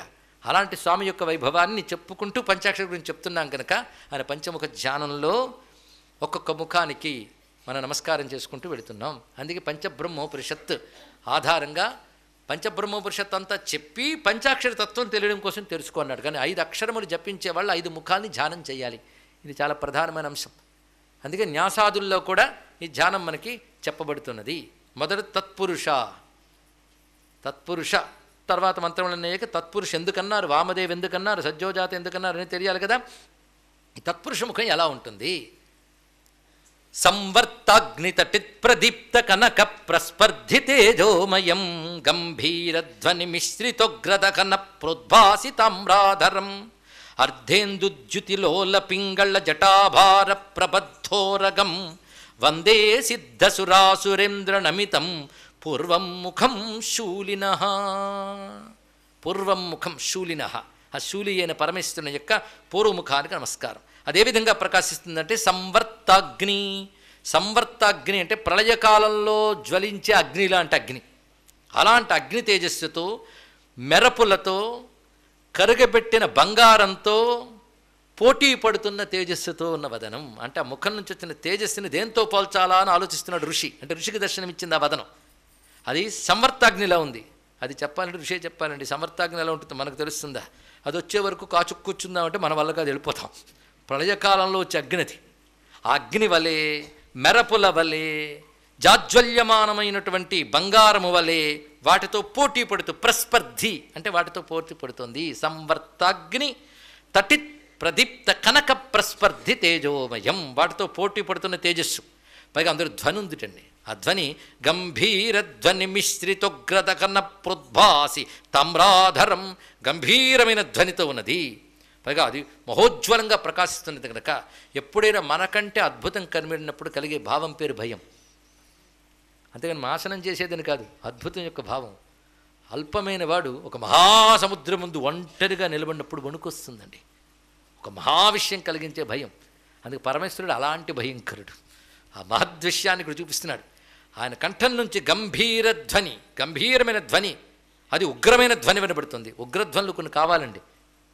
ఉగ్రధ్వని కానీ వస్తే దుష్టశక్తులు చాలా పోతాయి. మనకి పిల్లో కుక్కో చాప అంటాం, ఎందుకు? అది ఉగ్రధ్వని పోతుంది. అలాంటి ఉగ్రధ్వనులతో దుష్టశక్తులు పోతాయి. అందుకే పరమేశ్వరుడు ఉగ్రధ్వనులు అంత విశేషం. అందుకే గంభీర ధ్వని మిశ్రితోగ్రదహన ప్రోద్భాసి తామ్రాధరం. అలాంటి ధ్వని చేస్తున్నటువంటి నోటితో, ఎర్రని అధరంతో ఉన్నటువంటి వదన. ఇది ముఖధ్యానమే. జటాజూటం ఎలా ఉన్నదంటే అర్ధేందుజ్యుతిలోల పింగళ జటాభారం ప్రబద్ధోరగం. లోల పింగళ కొంచెం కదులుతున్నాయి. అంత జటాజూటం కాసింత గాలికి కదులుతుందట. అవి ఎర్రగా ఉన్నాయి జటాజూటం. దాని మధ్యలో తెల్లని చంద్రుడు, అంతేకాకుండా బంధించాడుగా, దానికి చుట్టుకుని తలపాగాల మళ్ళీ చెదిరిపోకుండా పాము చుట్టుకుంది ఇక్కడ. ఇది మా శ్రీనాథుడిని వర్ణించమంటే వలు దక్కింజడ కొప్పు వదలి వీడకయుండ పెనుపాప తలపాగ బిగియ జుట్టి అని వర్ణించాడు ఇక్కడ. అలాంటి అద్భుతమైన జటాజూటం, దానికి తోడు మొహం నుంచి వచ్చే వెలుగులు, ఆ నవ్వు ఒకటి వర్ణించారు. అలాంటి ఆ స్వరూపాన్ని సిద్ధ అసుర సుర ఇంద్ర నమితం. ఇంద్ర అంటే శ్రేష్ఠ శబ్దం ఇక్కడ. అంటే సిద్ధులు, దేవతలు, అసురులు అందరి చేత నమస్కరింపబడుతున్న పరమేశ్వరుని యొక్క పూర్వముఖానికి నమస్కారము. ప్రతి ముఖానికి త్రినేత్రాలు సామాన్యమే. ఇందులో ఈ ముఖానికి నమస్కారం చేసుకున్నాం కదా, అన్ని ముఖ ధ్యానాలు అయిన తర్వాత ఏ ముఖం దేన్ని తెలియజేస్తాం తర్వాత తెలుసుకుందాం. రెండో ముఖం దగ్గరికి వెళదాం. అంటే దక్షిణం వైపు ప్రదక్షిణ క్రమంలో వెళ్తున్నాం. కాళాభ్రభ్రమ రంజన జ్యుతి నిభం వ్యావృత్త పింగేక్షణం కర్ణోద్భాసిత భోగి మస్తకమణి ప్రోద్భిన్న దంష్ట్రాంకురం సర్పప్రోత కపాల శుక్తి శకల వ్యాకీర్ణ సంచారగం వందే దక్షిణమీశ్వరస్య కుటిలం భ్రూభంగ రౌద్రం ముఖం. కాళాభ్రభ్రమరంజన జ్యుతినిభం, నల్లగా ఉంది అవకం, నీలకాంతులతో ప్రకాశిస్తున్నది. ఇంతకు ముందు చెప్పినటువంటిది అగ్ని వంటి కాంతులతో ఎరుపు కలిసినటువంటిది అనుకోవచ్చు, ఎరుపు పసుపుల కాంతి. ఇది నల్లగా ఉంది. ఎలాంటిదంటే నల్లని మేఘముల వలెను, తుమ్మెదల వలెను, కాటుకవలెను ప్రకాశిస్తున్నది. మూడేసి ఎందుకు చెప్పారు అంటే ఇది అని నిర్ధారించలేని అనిర్వచనీయమైన దాన్ని ఇలా చెప్తూ ఉంటారు ఇక్కడ. ఆ విధంగా ప్రకాశిస్తున్నది. పైగా చూపులు అటు ఇటు తిప్పుతుంది ఈ వదనం. అది వ్యావృత్త పింగేక్షణం, అటు ఇటు చూస్తున్నటువంటి ఆ ఎరుపు కలిగిన కళ్ళతో ప్రకాశిస్తున్నటువంటి వదనం. అంతేకాదు ఆ చెవులకి సర్పములే కుండలములుగా, ఆ సర్పముల పడగలకున్న మణులు వేలాడుతూ మణికుండలల్లా కనబడుతున్నాయి. కర్ణోద్భాసిత భోగి మస్తక మణి ప్రోద్భిన్న దంష్ట్రాంకురం, ఆ మణుల కాంతి ఆ కోరలపై ప్రతిఫలిస్తోందట. అలాంటి కోరలు కలిగినటువంటి వదనం. సర్పప్రోత కపాల శుక్తి శకల వ్యాకీర్ణ సంచారగం, సర్పము, కపాలము, అలాగే ముత్యములు, వీటితో ప్రకాశిస్తూ ఉన్నటువంటి ముఖమది. వందే దక్షిణమీశ్వరస్య కుటిల భ్రూభంగ రౌద్రం ముఖం. అది కనుబొమ్మలు ముడివేసినటువంటి వదనం. ఒక్కొక్క వదనంతో ఒక్కొక్క ప్రయోజనం, అది మనం ధ్యానించుకుంటున్నాం. దాని తర్వాత కనబడుతున్న వదనం సజ్జోజాత వదనం.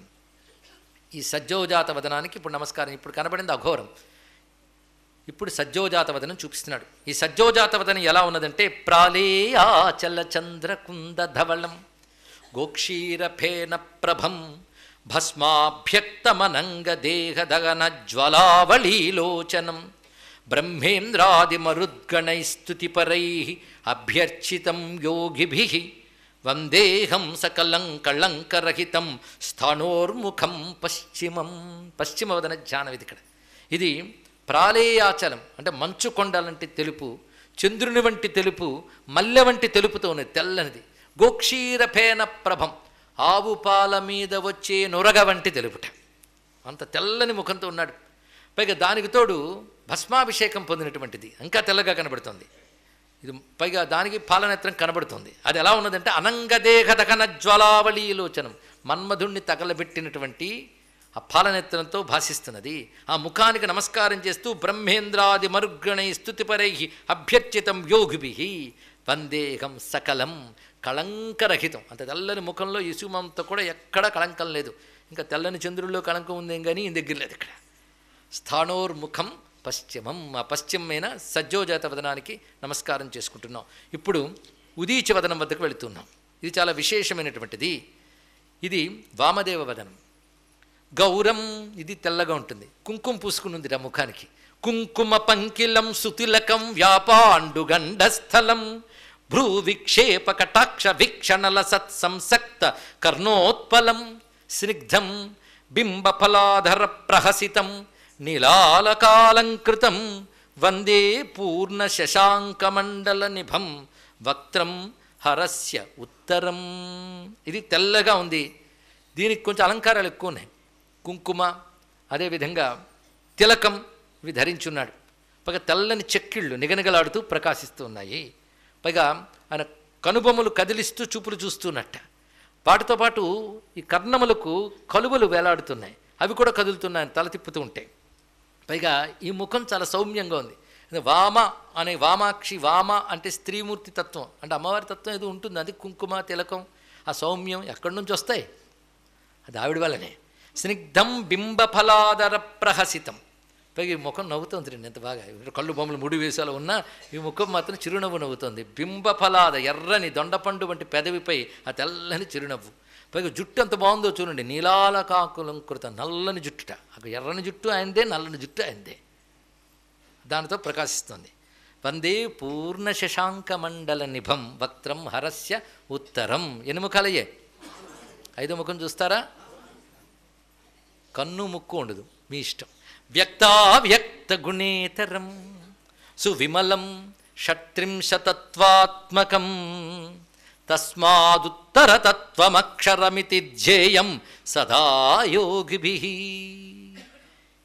ఎప్పుడు ఈశానవదనానికి కన్ను ముక్కు చెవి ఉండవు, అది కేవలం నిరాకార తత్వము. ఇది గుర్తుపెట్టుకోండి. 4 ముఖములకు మాత్రమే కన్ను ముక్కు ఇవి చెప్పబడతాయి, దానికి అది చెప్పబడదు. అది గమనించవలసిన అంశం.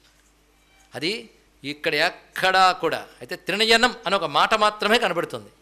త్రినయనం అన్నప్పుడు మనం త్రికాలములకు సాక్షి అయినది అని అర్థం తీసుకోవాలి. ఇక్కడ నయనం ఎప్పుడు సాక్షిత్వానికే సంకేతం, కానీ త్రినయనం ఉన్నంత మాత్రాన ఆయన నేత్రముతో ఉన్నవాడు ఆ ముఖం అనడానికి లేదు. అయితే పంచబ్రహ్మల మూర్తులు వర్ణన వేరే ఉంది, శివకవచాదుల్లో మనకు కనబడుతుంది. ఆ మూర్తులు అవి ధరించి బ్రహ్మకి సాక్షాత్కరించినవి. పంచబ్రహ్మలు వివిధ కల్పాల్లో బ్రహ్మకి 5 మూర్తులకు కనబడ్డాడు, కానీ వదనముల్లో ధ్యానించేటప్పుడు మాత్రం ఈశాన వదనానికి కన్ను ముక్కు చెవి వర్ణన లేదు. అది నిరాకారతత్వానికి సంకేతంగా చెప్పబడుతుంది. ఈశాన అది ఊర్ధ్వవదనం, అది ప్రధానమైనది. ఎందుకంటే 5 ముఖాలు బాగా పట్టుకోగలిగితే దీని లక్షణములే మొత్తం ప్రపంచం, దీని లక్షణములే పంచాక్షరి. ఆ ముఖాల్లోంచి వచ్చిందంటే తన్ముఖసారం అని అర్థం. ఇక్కడ ఆ ముఖం యొక్క తత్వమంతా అక్షరంలో ఉంది, అది గమనించవలసింది. కానీ ఈ వదనం చాలా విశేషమైనది. ఈశానవదనం వ్యక్త అవ్యక్త గుణేతరం, వ్యక్తాలకు అవ్యక్తాలకు వాటి గుణాలకు కూడా అతీతమైనది అన్నాడు. ఇక్కడ వ్యక్తమైనది అంటే కార్యరూపమైన జగత్తు, అవ్యక్తం అంటే కారణమైన ప్రకృతి, ఇక గుణములు అంటే త్రిగుణాలు. ఈ 3 వికారాలకు అతీతమైనది అది అని చెప్తున్నాడు ఇక్కడ. వ్యక్తావ్యక్త గుణేతరం సువిమలం, నిర్మలమైనటువంటిది. అది ప్రపంచవ్యాపకమైన 36 తత్వములకు చేతనత్వాన్ని కలిగించేటి చైతన్యం గనక షట్త్రింశతత్వాత్మకం.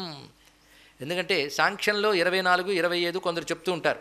ఆ తత్వాలనే మరికొన్ని విభాగాలు చేసి తంత్రం 36 తత్వాలు చెప్తున్నది. ఆ 36 తత్వాలతోనది ప్రపంచానికి మూలం. జన్మాద్యస్య యతః అని చెప్పినట్లుగా ఇది షట్త్రింశతత్వాత్మకం. తస్మాత్ ఉత్తరతత్వం, 36 తత్వములుగా విశ్వవ్యాపకమైనటువంటి చైతన్యం అవుతూ దానికి అతీతముగా ఉన్నది గనక అన్నాడు ఇక్కడ. ఉత్తరతత్వం అక్షరమితి ధ్యేయం, ఇది అక్షరం అంటే నాసరహితం అని ఎవరు దర్శిస్తారు?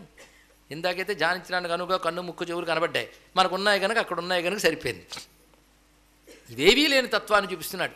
అందుకే హిందూ మతం గొప్పతనం ఏంటంటే సాకారం గురించి ఎంత చెప్తుందో నిరాకారం గురించి అంత చెప్తుంది, అనేక దేవతల గురించి ఎంత చెప్తుందో ఏక ఈశ్వరతత్వం గురించి అంతే చెప్తుంది. కానీ హిందూ మతానికి ఎవడూ చెప్పక్కర్లేదు, ఇక్కడున్న మొక్కలే అక్కడ వ్యాపించున్నాయి, ఇక్కడ పరిపూర్ణమైన తత్వం ఉంది. ఇది గమనించుకోవాల్సిన మరొక అంశం. అందుకే జేయం సదా యోగిభి, ఇది తామసవర్జితం. ఇక్కడ తామసం అనే మాటకి అవిద్య అజ్ఞానం అని అర్థం. ఇక్కడ ఆ అవిద్యా లక్షణములు ఏమీ లేకుండా త్రికాల సాక్షి అయినటువంటి సూర్యచంద్రాగ్ని తత్వములతో కూడినదై సూక్ష్మాతి సూక్ష్మాత్ పరం, స్థూలమైన తత్వములు వాటికంటే సూక్ష్మములైనటువంటి తత్వముల కంటే అత్యంత సూక్ష్మము. ఎందుకంటే ఆకాశం సూక్ష్మతత్వం మిగిలిన భూతముల కంటే, కానీ ఆకాశం కంటే ఇది సూక్ష్మం. అందుకే ఆకాశవత్ సర్వగత సుసూక్ష్మ అన్నారు.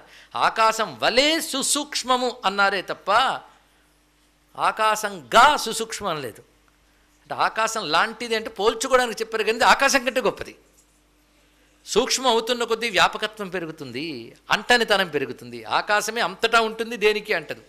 ఆకాశంతో సహా ఆయనలో ఉంటే ఆయన దేనికి అంటాడు. అది సూక్ష్మాతి సూక్ష్మం పరం శాంతం పంచమమీశ్వరస్య వదనం ఖం వ్యాపి తేజోమయం. అది ఆకాశ వ్యాపకం. ఇది చూస్తే భూతాకాశం, ఆలోచిస్తే చిదాకాశ వ్యాపకమైనటువంటి తేజస్సు. ఇది ఈశానవదనం అని చెప్పబడుతుంది. అందుకే శాస్త్రసిద్ధమైన పంచముఖ లింగాల్లో 5వ ముఖంలో ముఖాకృతి ఉండదు. ఇవి తెలియక అసంప్రదాయంలో ఎవరైనా పెట్టారంటే అది కూడదని చెప్పాలి. 4 వైపుల ముఖాలు ఉంటాయి, పైన ఏమి ఉండదండి, ప్లెయిన్గా ఉంటుంది లింగం. ఇది చూసి కొంతమంది బ్రహ్మేశ్వరుడు అంటూ ఉంటారు, అంటే బ్రహ్మకు 4 ముఖాలు వింటున్నాయని తెలియక. అక్కడెప్పుడు పరమాచార్యుల వారు కాళహస్తిలో ఉంటే గుహలో ఇది బయటపడింది, దాన్ని బ్రహ్మేశ్వర లింగం పేరు పెట్టేశారు. కానీ అది పంచముఖేశ్వరుడు, అది తెలుసుకోవాలి ఇక్కడ. పంచముఖ లింగాలు కొన్ని శ్రీశైలం అడవుల్లో కూడా కొందరికి దొరికే వెతకాలి. కానీ భారతదేశంలో అక్రమంగా కట్టిన కట్టడాల క్రింద ఎన్ని లింగాలు ఉన్నాయో, ఎన్ని స్తంభాలు ఉన్నాయో, ఎన్ని అరణ్యాల్లో మనకు తెలియకుండా ఎన్ని ఉన్నాయో. మొత్తానికి పంచముఖ లింగం యొక్క స్వరూపం ఇది. అందుకే మీరు గమనించినట్లయితే నేపాల దేశంలో, నయపాల దేశంలో స్వామి యజమాన లింగంగా పశుపతినాథుడు ఉంటాడు. ఈ పంచముఖ స్వరూపాలతోనే భాషిస్తూ ఉంటాడు. శివుడు ఎప్పుడూ పంచముఖుడే. లేదండి, మొన్న మధ్య ఒక్క మొహం చూశానండి నేను, ఒక మొహం కూడా అనేది లింగమే, లింగం పంచముఖం. ఎలాగో ఒక దీపం వెలిగించి చూడండి, జ్యోతిర్లింగం అది పంచముఖం. అన్ని దిక్కులు చూస్తుంది, ఊర్ధ్వది చూస్తుంది. ఇక్కడ అగ్ని యొక్క లక్షణమే ఊర్ధ్వం. అదో దిశ చూడకూడదు, అధకూడదు కదా, ఊర్ధ్వం వైపు ప్రయాణం చేయాలి, అతీత తత్వం వైపే. అతీత తత్వమే ఊర్ధ్వం, వ్యాపక తత్వమే 4. ఇది గ్రహించితే చాలు. ఇక్కడ వ్యాపక తత్వం అంటే విశ్వం, అతీత తత్వం అంటే ఊర్ధ్వం. ఆ ఊర్ధ్వతత్వమే పంచవదనం. ఊర్ధ్వతత్వం అతీతం. అతీతం కనుక కన్ను ముక్కు ఇత్యాది సకలతత్వం లేదు, నిష్కళతత్వం. సకలతత్వం చతుర్దిక్షు వ్యాప్తం, 4 దిక్కుల యందు వ్యాపించింది. 4 దిక్కులు వ్యాపించింది గనక వ్యాపకమైన 4 లక్షణాలు. వ్యాపించాలంటే సృష్టి స్థితి లయ ఉంటేనే ప్రపంచం. కానీ సృష్టి స్థితి లయలు చేస్తుంది 3. ఈ 3 చేయాలంటే 3 గుణాలు ఉండాలి. అవి సత్వ రజస్తమో గుణాలు. ఈ 3 భిన్న గుణములకు 3 వదనాలు. ఈ 3 యొక్క సమిష్టి మూల ప్రకృతి తత్వానికి 4వ వదనం. ఇది అర్థం చేసుకోవాలండి ఇక్కడ. కనుక దేనికది విడిగా సత్వగుణ రజోగుణ తమో గుణములు కనబడుతున్నాయి. 3 యొక్క సమిష్టి తత్వం, దీన్ని మూల ప్రకృతి అంటారు. మూల ప్రకృతి అంటే అర్థం ఏంటంటే త్రిగుణముల సామ్యావస్థ. చూసారా ఎంత తత్వం ఉందో. అదే కానీ దేవుడు విగ్రహాన్ని క్రిటిసైజ్ చేయడానికి మాత్రం ప్రతివాడు రెడే. 5 ముఖాలు ఎందుకండి, అర్ధనారీశ్వరుడు ఏంటండి, ఆ కాలితి డ్యాన్స్ ఏంటండి, ఆ కృష్ణుడు ఏంటండి అడిగేవా, ఏంటో చెప్తా కూర్చో, నిద్ర రాకపోతే ఒట్టు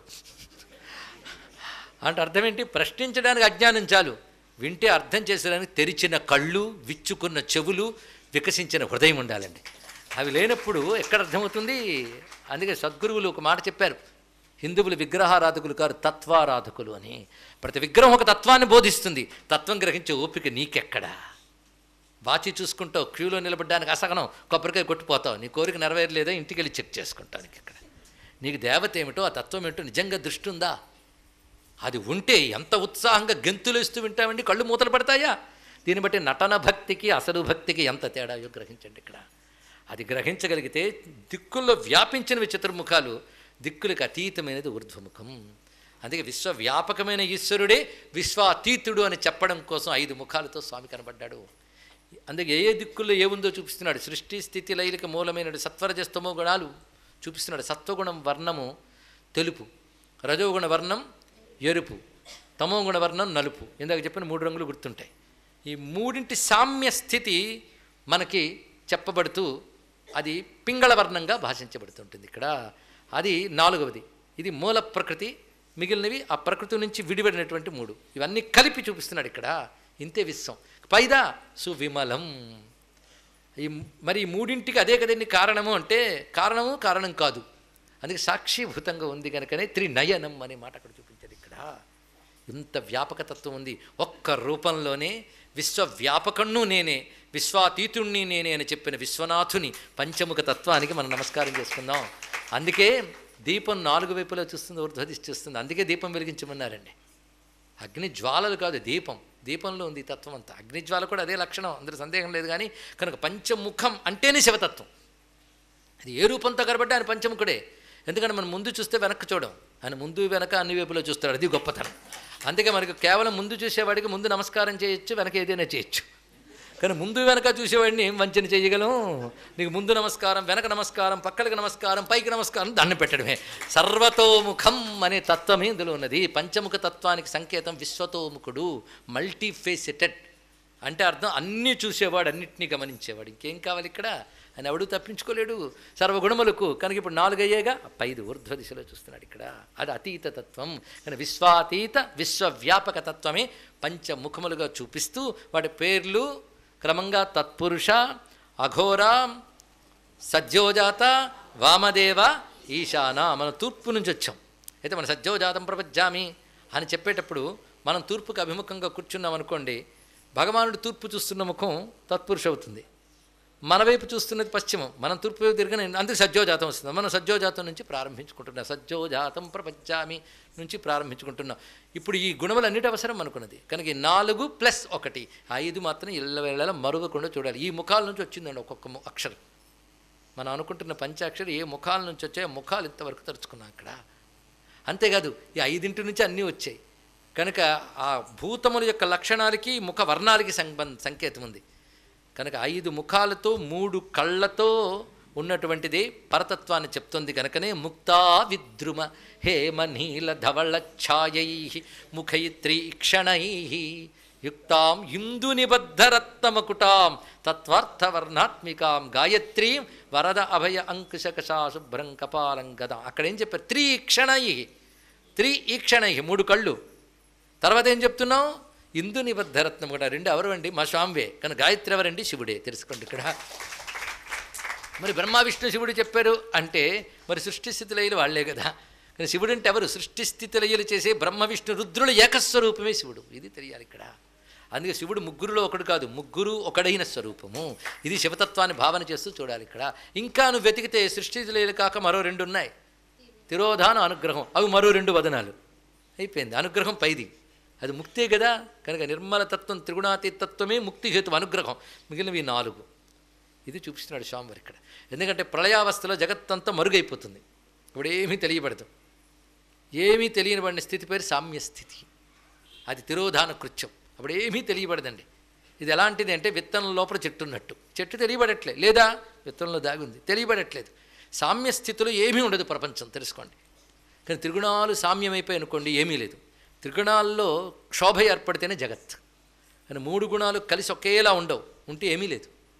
3 గుణాలు క్షోభ ఏర్పడుతుంది. గుణాతీత స్థితి వేరు, గుణ సామ్య స్థితి వేరు, గుణముల స్థితి వేరు. ఇంత ఉపనిషత్ చర్చని ఒక్క మూర్తిలో చూపించిన వాడే శివుడు. చూడండి ఇక్కడ. కనుక ఇప్పుడు మూర్తి ఉపాసన అర్థమైంది కదా. దీనికంటే ఆ మూర్తి కనబడగానే ఇంత పసుపు మెత్తేసి, ఇంత కుంకాలు పెట్టి, మొహం కూడా పోల్చుకోకుండా అరటిపండు ముద్దలు కూడా నోట్లో పెట్టేసి, కొబ్బరికాయలు కొట్టేసి బో అని వచ్చేస్తాం. కానీ కూర్చుని కాస్త ధ్యానం చేసి మనసు కుదురుపడ్డాక తత్వాన్ని చింతన చేస్తే అది శివధ్యానం, అది శివుణ్ణి చేర్చుతుంది. అందుకే ఎప్పుడు కూడా నామరూపాలతో ఆగిపోతే మతం, దాని అర్థం తెలుసుకుంటే తత్వం అని చెప్తున్నాం మనం ఇక్కడ. అందుకే స్వామి యొక్క అద్భుతమైన శరీరం చూశారు కదా. ఇప్పుడు ఒక్కదానికి ఒక్క రంగు ఉంది, ఆయన అసలు రంగు ఏమిటి? స్ఫటిక మణినిభం అని శరీరంతో స్ఫటికంలా ఉంది. స్ఫటికం అంటే ఏ రంగు లేదు, క్రిస్టల్ క్లియర్, అది అసలు రంగు. అది నీ అసలు రంగు బయటపడింది అయ్యా నన్ను అక్కడ. ఎంతవరకు ఇన్ని రంగులు చూపిస్తున్నావు కనుక నీ అసలు రంగు ఇప్పుడు బయటపడింది ఇక్కడ. ఏమిటా రంగు? ఏ రంగు లేదు, అది నీ అసలు రంగు. శుద్ధ స్ఫటిక శంకాసం త్రినేత్రం పంచవక్త్రకం, అదే ధ్యానం చేయమని చెప్పారు ఇక్కడ. ఈ పంచవదనాల్లో మొత్తం తత్వం ఉందండి. దానిపైన అర్ధచంద్రతత్వం, ఆ తురియ తత్వానికి సంకేతం. తురియం అమృతం, అదే మస్తకంలో ఉంది. అంటే చివరికి ఉన్నది అదే, ఆ తురియ తత్వం, అమృతత్వం, అది భాషిస్తున్నది ఆ ప్రకాశం. కానీ వీళ్ళందరిపైన చంద్రవంకలు ఉన్నాయి. మొత్తం కలుపుకుంటే ఎన్ని చంద్రవంకలు? 5 చంద్రవంకలండి, 15 కళ్ళు, అలా భాషిస్తోంది. 5 చంద్రవంకలు అంటే అర్థం ప్రతిదీ తురియతత్వం వైపే నీకు తెలుసుకోమని చెప్తోంది ఇక్కడ. ఇంత అద్భుతమైన పంచవదన ధ్యానం చేసిన తర్వాత ఇంకా సజ్జోజాతం ప్రపంచం అంటే ఏమిటి అది తెలియాలంటే సరిపోతుంది సమయం. ఎందుకంటే మొత్తం విశ్వరహస్యం 5 మంత్రాల్లో ఉన్నాయి. అందుకే అగస్త్యులు వారు ఇందాకెందుకు కాశీ వచ్చిందని నాకు తెలుసు. అగస్త్యుల వారు కాశీ నుంచి వెళుతూ దుఃఖపడ్డారు. ఎందుకు దుఃఖపడతారంటే కాశీ గొప్పతనం చెప్తే చెప్పాం. అగస్త్యుల వారు వెళుతూ దుఃఖించారు. ఎంత ఏడ్చాడు మహానుభావుడు. ఎన్నడు చూతునో ఇంకొక్క మాటేను ప్రకట కైవల్యాంబు రాశి కాశీ. గుండె బరువుతో వెళ్ళాడైనా దక్షిణాపథానికి లోకక్షేమం కోసం వెళుతూ ఏడుస్తూ మనశ్శాంతి కోసం ఏం చేశాడు? కాశీ వియోగం తట్టుకోలేక ఆ వియోగ వ్యధ మరువడానికి ఆయన చేసిన వాటిల్లో ఏం చేశాడో వ్యాసుడు రచించాడు కాశీఖండంలో. పంచబ్రహ్మ మంత్రంబు పఠించే అన్నాడు ఇక్కడ. అందుకు పట్టుకున్నాం ఇక్కడ. శివానుభూతికి కాశీ నుంచి వెళ్ళినప్పుడు దూరం అయిపోతున్నా అనే బాధ కలిగి పంచబ్రహ్మ మంత్రమే చేసుకుంటూ కూర్చున్నట్ట. అంటే పంచబ్రహ్మ మంత్రం చేస్తే శివుడు దూరం కాలేదు. అంత శక్తి ఉందండి పంచబ్రహ్మ మంత్రం. పంచబ్రహ్మ మంత్రం సంపూర్ణ రుద్రమంత్రం. అందుకే పంచబ్రహ్మ మంత్రాలని న్యాసానికి వినియోగించడమే కాకుండా పంచబ్రహ్మ మంత్రాలను అభిషేకాదులకు కూడా వినియోగిస్తారు. ఈ పంచబ్రహ్మ మంత్రములు మనలో ఉన్నటువంటి త్రిగుణాత్మకమైన ప్రకృతిని శాంతింపజేస్తూ ఆ సామ్యావస్థను కూడా శుద్ధి చేసి అతీత తత్వాన్ని కూడా అందిస్తున్నది ఇక్కడ. మొత్తం నీలో ఉన్నటువంటి పంచప్రాణ, పంచకర్మేంద్రియ, పంచ జ్ఞానేంద్రియ, పంచతన్మాత్ర, పంచభూత అనబడే పంచతత్వములు శివునివే. వీటన్నిటిని నా యందు ప్రకాశింపజేస్తూ ఆ లోపల ఆయన ఆత్మరూపుడై ఉన్నాడు. కనుక పంచముఖుడు ఎక్కడ ఉన్నట్టు ఇక్కడే ఉన్నాడు. ఈ పంచన్ని ఎవడి వల్ల నడుస్తున్నా? నీ వల్ల నా వల్ల కాదు కదా. ఇవన్నీ ఎవడి వల్ల నడుస్తున్నాయో వాడు పంచముఖుడు. ఏది ప్రపంచంలో కాదు, నీ శరీరంలో. కనుక ఆయన వల్ల నడుస్తున్నవి ఆయన ముఖాలుగా నువ్వు చూడలేకపోతున్నావు. ఇది వచ్చింది బాధ. ఇవాళ ప్రాణాలు కదులుతున్నాయంటే ఆయన ఆ రూపంతో ఉన్నాడు, ఇంద్రియాలు కదులుతున్నాయంటే ఆయన ఆ రూపంతో ఉన్నాడు.